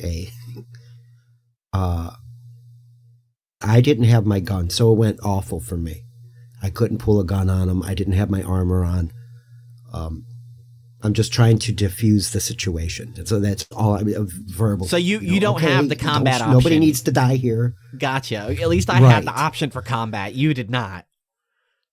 No. Okay. I think I could have made Kim pull his gun, but that was sure, it. Yeah, like, right. And he did eventually. He at least had 1 or 2 bullets, so. Actually, we don't know how many bullets. But yeah, he might ends have in a bloodbath. That's a good question. I don't know. I think the only time he shot his gun was at the strap to get the man down, and that missed. Right, exactly. I don't know how many bullets he has. Maybe I'm assuming for the purpose of the game, he probably has unlimited bullets. So what happened at the end of that for you? Who got shot? Because for forewarn, this is a spoiler section. If you have not played, yeah, we've been like tiptoeing around major spoilers while talking about the game, like philosophically and stuff. But yeah, this point is definitely going to be spoilers because this is it's not the end of the game, but it is the first major climax. There is the game literally can end right here if you don't just go back and do it again. If you die here, it's over. Same with any other role in the game. I guess if you get killed, it's a game over. But well, like you said, Measurehead can kill you, and there's a couple other people that'll pull a gun and shoot you, and Kim if you're not careful. But in my playthrough, it didn't go well, so I wanted to find out who wound up shot with you first, and then I'll tell you. So agree with you. In the actual in the one that I we'll ignore all the save scumming and re-rolling. So the final what happened.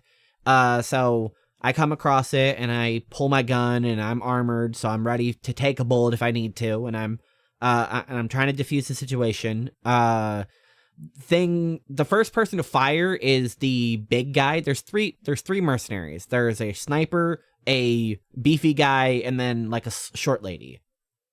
So the sniper isn't really doing anything. He's just kind of leaning against the wall. He's ready for the action, but he's not poised yet. The big leader guy, he's got his pistol ready, and then the other girl's got it at her hip, but she's ready to quick draw.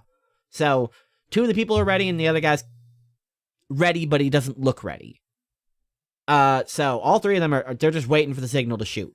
The big guy ends up just shooting kind of a warning scare shot into the air. He's the first one to actually shoot a bullet, which puts everybody on fucking edge because there's actually been a shot fired now.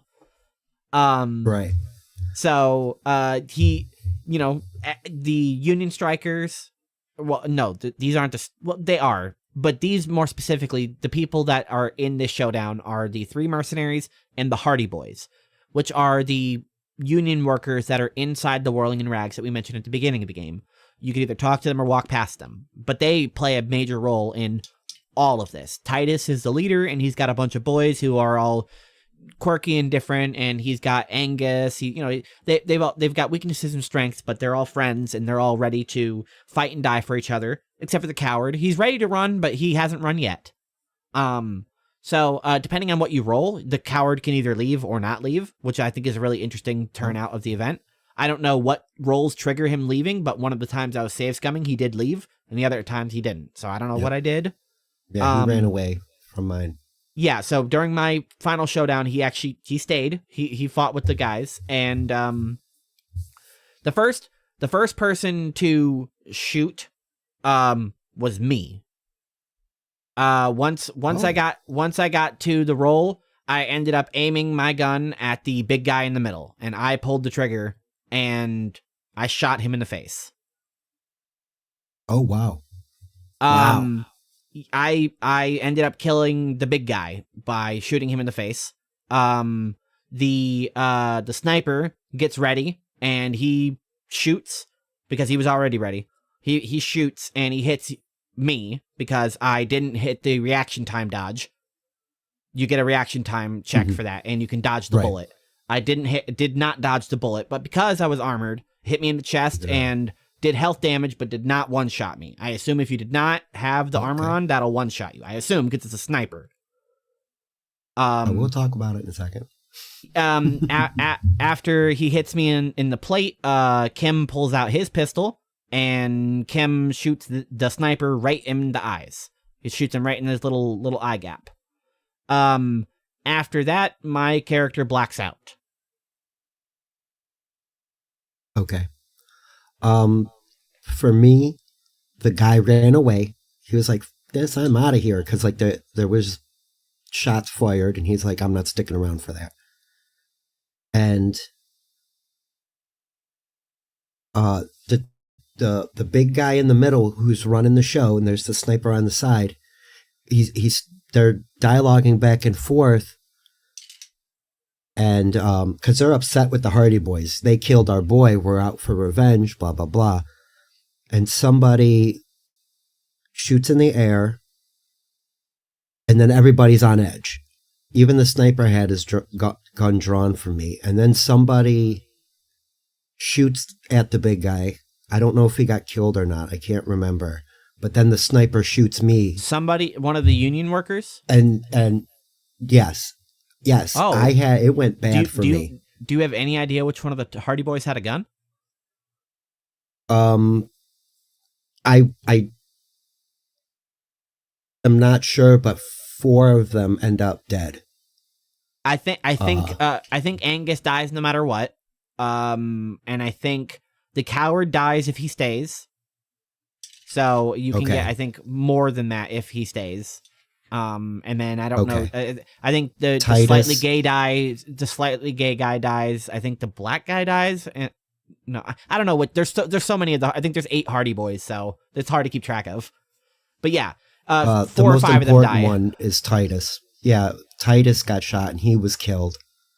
And Titus died for you? The sniper shot me. Yes. Oh wow! Titus did not die in the for shoulder. Me. I got shot in the shoulder at the same time Kim shot the sniper. So the sniper's definitely dead. And then I'm Kim's literally like, "Stay with me, dude." And I'm like, my old lady, like you start talking about your girlfriend again. Right. And then I blacked out and wound up in the room. And that's kind of where I stopped. I'm at a point where a bunch of stuff just happened and it really upset my investigation. Like, I don't even know where to start now. 4 of the Hardy Boys are dead. Is Kim okay? It's Hardie completely. Kim is okay. Okay. I think he was shot, but he was shot. Okay. Before I was blacking out, I took one and he took one. Before I was blacking out, because I had. I'm not entirely sure, but I believe at this point I had gotten the achievement for Kim Maximum Trust. And so there is a check before you black out to tell Kim behind you. And if you roll that check, if you roll the check behind you, Kim will react to the small lady who had her pistol ready but hadn't shot yet. She was coming up to blow Kim away, and before Harry blacks out, he warns Kim behind you. If you roll that check, and if Kim trusts you, you get the so much bonus to it that he's just like, "I got you," and blows her away. Right, makes sense. I forgot about that. That's right, because that was the last thing I clicked. I was like, "I knew." Yeah, so I think if you miss that check, he does get shot. So if you, which really sucks, because like, no matter what happens in this situation, I'm okay with it as long as Kim doesn't get hurt. I will re-roll this as many times as it takes to fucking Kim to not... Because if Kim dies here, I'm over this game, man. I know, there's... that's why it took me so long to get through. There was just some parts where I would hit a wall, but not necessarily in a bad way. Like, in a way that I'm like, what am I doing? Because I had 700 side quests going. You can do that. Because the game doesn't hold your hand, and the more you run around and talk to people, the more you they build ask up, for your help. And sometimes it's just ridiculous shit, you know. The old lady, you mentioned her earlier, she's in the Whirling in Rags. Her husband is a cryptid hunter, and they have been looking for some interdimensional plasmid thing. Yeah, but what it really is essentially like a big stick bug, but it's made out of like sea reeds, not weeds, those reeds that grow right on the edge of like water, and cattails and like those things that look like wheat, but they're not. It's like a stick bug, but it's made out of like reeds. Yeah, that's what those cattails are. They got like that big brown thing on the top, and it looks like I know what you're talking about. So it's like I was running around checking these traps for an hour and a half, you know, like, and then all the stuff in the church. You help out some ravers in the church. That one dude's dancing his little heart out. I like that guy.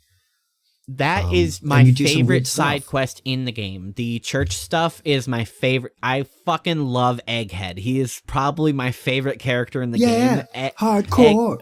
Egghead rocks. He's you meet some people that are camped outside this church because they're like, dude, that would be like the perfect rave house, but there's like some fucking weird shit going on in there and some crazy lady in there. So like we can't.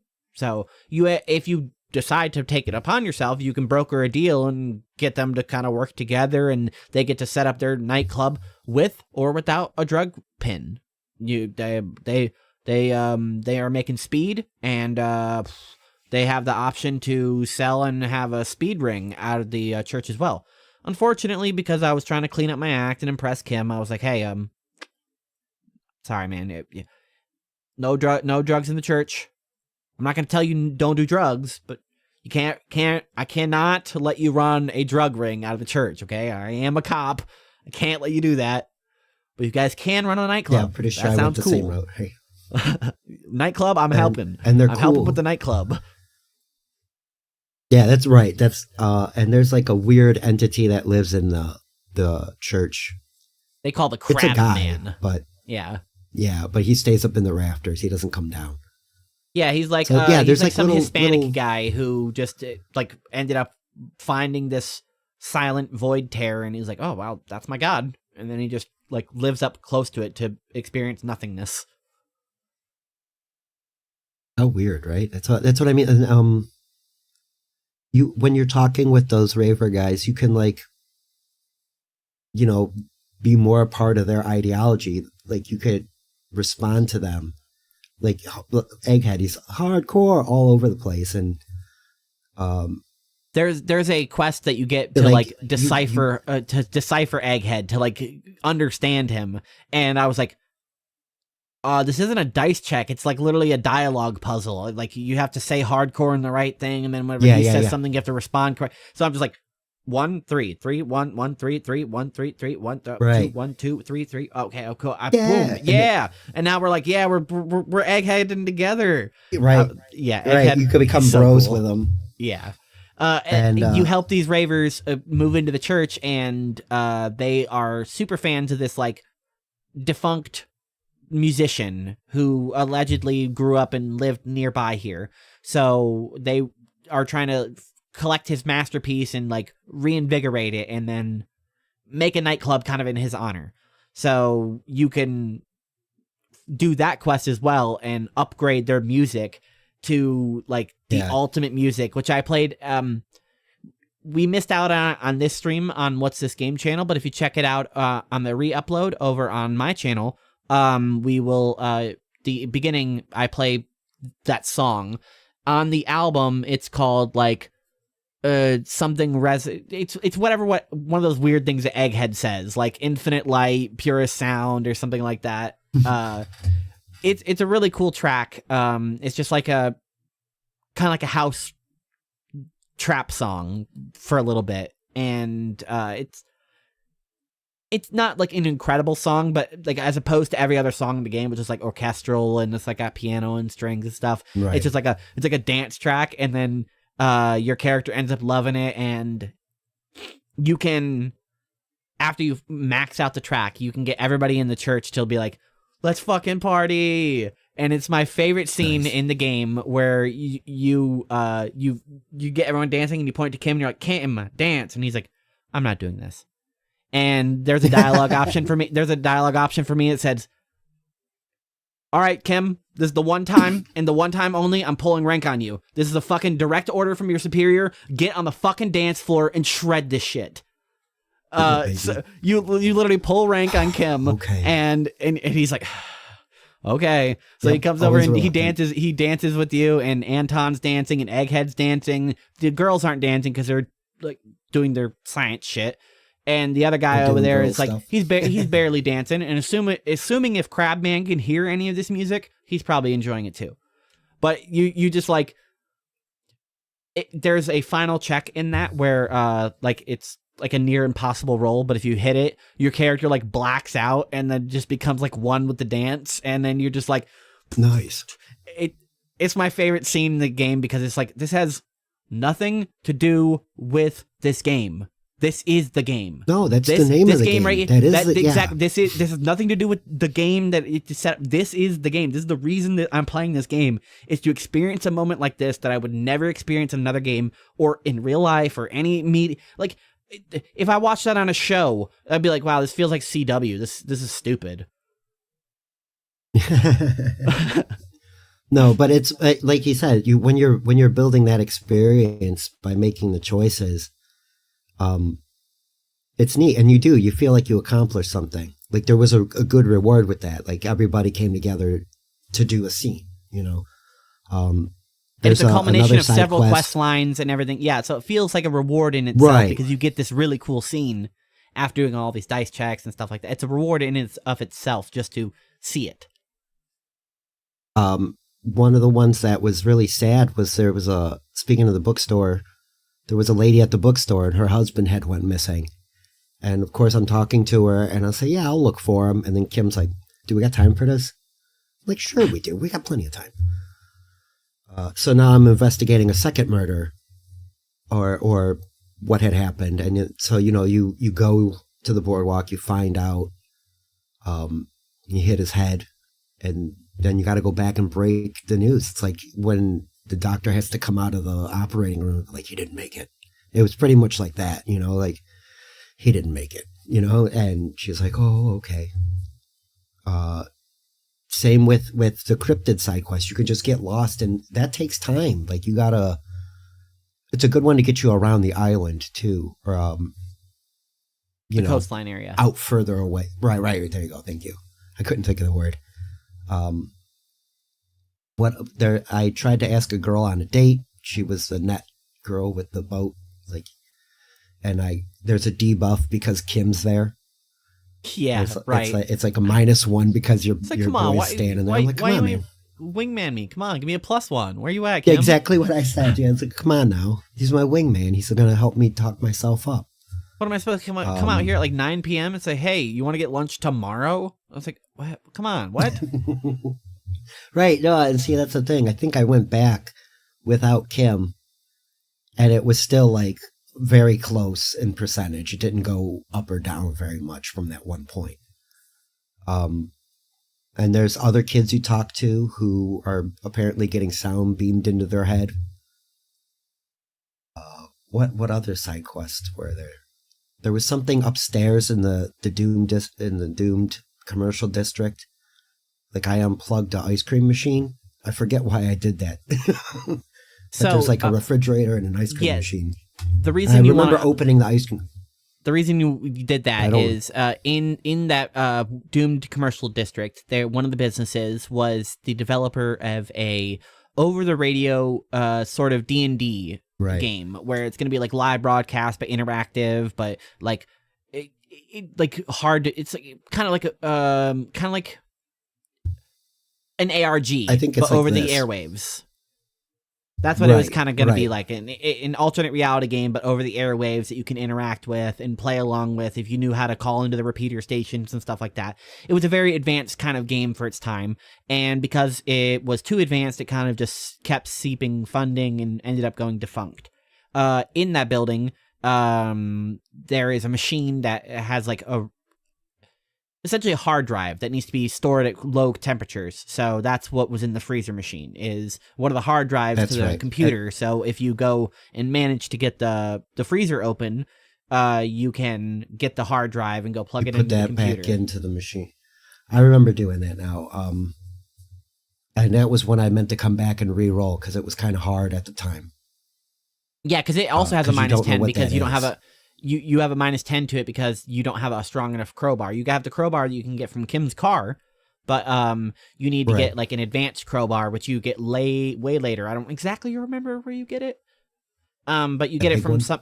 you get it from somebody, and they give you like a turbo crowbar, and then you can go over there and bust that thing open pretty easily. We And are there's approaching the end another door that of where we have to go for this episode. So I do want to ask you, where in the game did you end up like leaving off? Because you say you didn't beat it, so that means we'll probably have to come Right, back and do we the just- second episode for this. Well, that was it right there. I hit that first crescendo. So me you're in and the Kim morning are back after in the gunfight? apartment. Yes, and Okay, cool. I barely lived.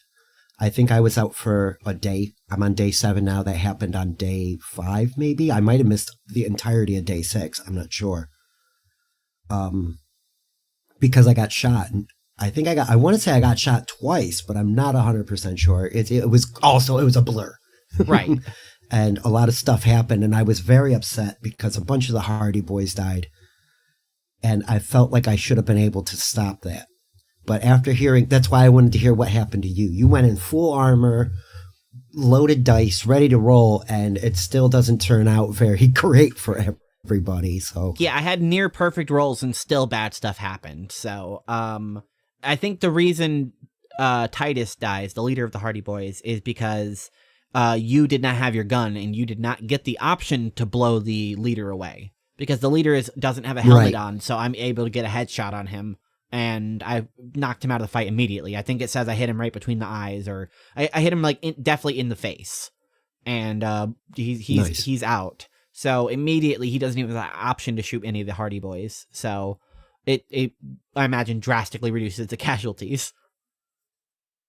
yeah, that's what I mean. Like I saw the list of names. I was like, oh, I felt so bad. But it's what happened. It's what happened. Like I stopped trying to cheese all the stuff. I spent an hour the other day again trying to cheese the pinball machine. Stop that. What's wrong with me? I don't know. It's something you want to do, and I get it, because it's like you only get one chance at it, and it's not like it's not an easy red check to re-roll either, because you can't quick save in the middle if it's in the middle of it's after like 30 clicks of dialogue, and then it gives you the chance to roll it, and then you're like, oh, fuck, and then you have to make 2 checks.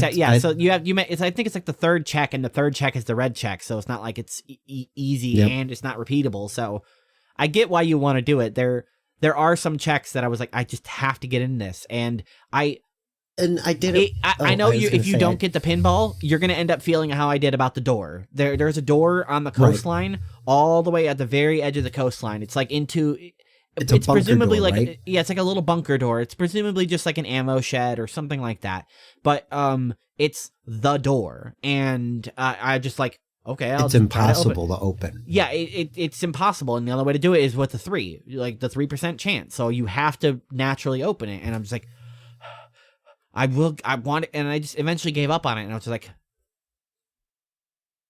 if you fail that door, you actually get a thought that's called one more door, and your character will become fixated on the fact that you couldn't open that door, and it's like, this matches me, the player, and my character so much, because this entire game I've opened every door, nothing has been an obstacle, except for this one fucking thing. So, like I said, when I do another playthrough, which I'm excited to, because now we're going to have to do a second episode of this, which I'm excited to. We'll do a part 2 of Disco Elysium. I'm going to make a new character, and I'm going to go open that door. So first, as soon as I can cross over on Wednesday, I'm going up to that thing. I'm going to reroll it 50, fucking 1,000 times. I don't care. I will reroll it until I get that door open. And I'm sure there's nothing in it. Right. I have to do it for me. See, that's the question. Is there going to be something cool in it, though? Like, if you're that You're lucky. going to impress Kim. Or are they? You're going to impress Kim. I'm going to open a door. That's why I need I need the pinball machine for sure, because I'm not sure which one said it. I don't know if it was like the cop spirit one, or if it was my own like conceptualization, or one of the, because it was just like, oh, too bad nobody was here to see you do that. I was like, because, oh, that was what was neat. I went back with Kim, and if you talk to him, he's actually a pinball champion. Like, you find out through dialogue with him that that's something he did when he was younger, before he was a cop. He was a pinball wizard. No, it's even more interesting. Or am I wrong? He did it while he was a cop, because he was a undercover cop in a like illegal thing, right. And he had to become a pinball master because he had to be able to infiltrate the ranks of these people that were doing illicit pinball related activities. And he's like, I fucking hate this game, but I fucking love my job, and I'm so good at my job, I will be good at this fucking thing I hate. And he just became a pinball master. Yeah. He does not like pinball, but he's so goddamn good at it. So I get why that's why I gotta pass the check. I have to impress him, because if I'm good at pinball and he's good at pinball, then we can be like, yep, exactly. I'll get the nod from him. That's all which he's done a couple of times. Right. No, there's been a couple of times I did something and it was like, you get a look from Kim, and I'm like, yeah, all right. Well, we're going to wrap up for this episode, but we're still going to hit the 2 segments we always hit. So far in this game, what is your favorite part of Disco Elysium? Oh, man, that's a hard one to answer. But it's probably the dialogue options. Like, you can go from square, matter of fact, yes, or you can say something totally ridiculous. Like, your tie tries to influence you. One of your ties talks to you and says, "Oh no, man, go on, have a drink, it's great," and you can just totally succumb to the peer pressure. And so, like, you really have options of being the same guy or playing more like how you said it. There's things that just resonate with you because it's got to be in human nature. And there's a lot of, that's probably what I like about this game the most, is it's definitely human nature on display. 2 old men playing bocce ball, eating sandwiches, blue collar workers struggling to get through their life.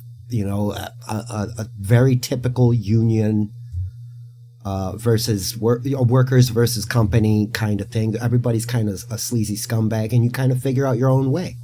And then you have these lorry drivers / truck drivers, these ferrymen who are trying to get through this blockade, but now they're stuck because something that has nothing to do with them. So now they've just been sitting in Martinez for days, just waiting for the strike to end because they can't cross through the docks.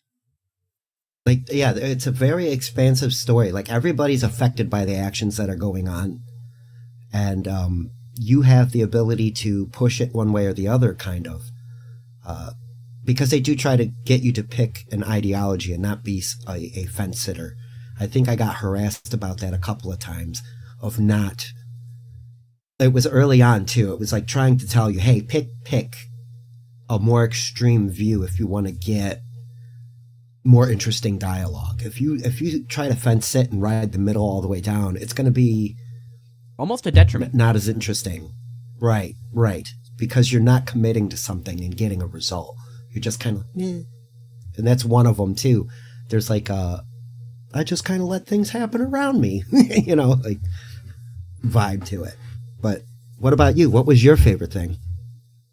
I'm going to bring in a different answer for the second episode, but I would have to say it's probably just Kim Kitsuragi, from the moment you meet him all the way until the very end, which I'm going to push you to finish the game before the next episode.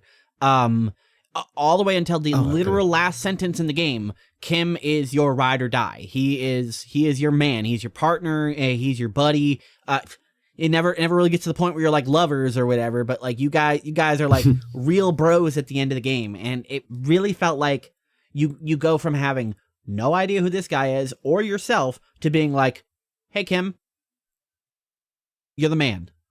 And it's a simple answer, but Kim is my favorite part of Disco Elysium. He is so good. Yeah, he's definitely a character that's up there for me. He reminds me of Tommy Lee Jones in Men in Black. If you go watch the first Men in Black, Will Smith's like the jokey kind of hey character, but Tommy Lee Jones is very like, put your seatbelt on, Ace, and he's like, don't call me Ace, and he's like, okay, sport, like just very matter of fact, like doesn't deliver it like a joke, and that's how I feel like Kim is. He's very straightforward, but he says funny things, and he definitely is not into the ethereal. He's like, you're crazy. It's not ghosts, I promise you. Yeah, you have to try really hard to convince Kim to even humor you about the cryptid stuff and all of the ghosts, and that there's a mysterious like aspect to. He's like, no, this is just another police work. It's just another hanging. It's just not a big whatever, man. And you have to really get in to trust you to be like, hey, man, no, come on. There's science. He's reluctant even then. Still, he's like, okay, we'll try it your way. Like it's just like, okay, calm down. All right. And of course, before we end, we got to make sure that you get in your plugs. So tell people where they can find you and what you're going to be up to. Your plugs. You can find me at Sperg Snake on both Twitter, X, whatever it's called these days, and at YouTube, Sperg Snake. Just, you can type it in, it'll show up now.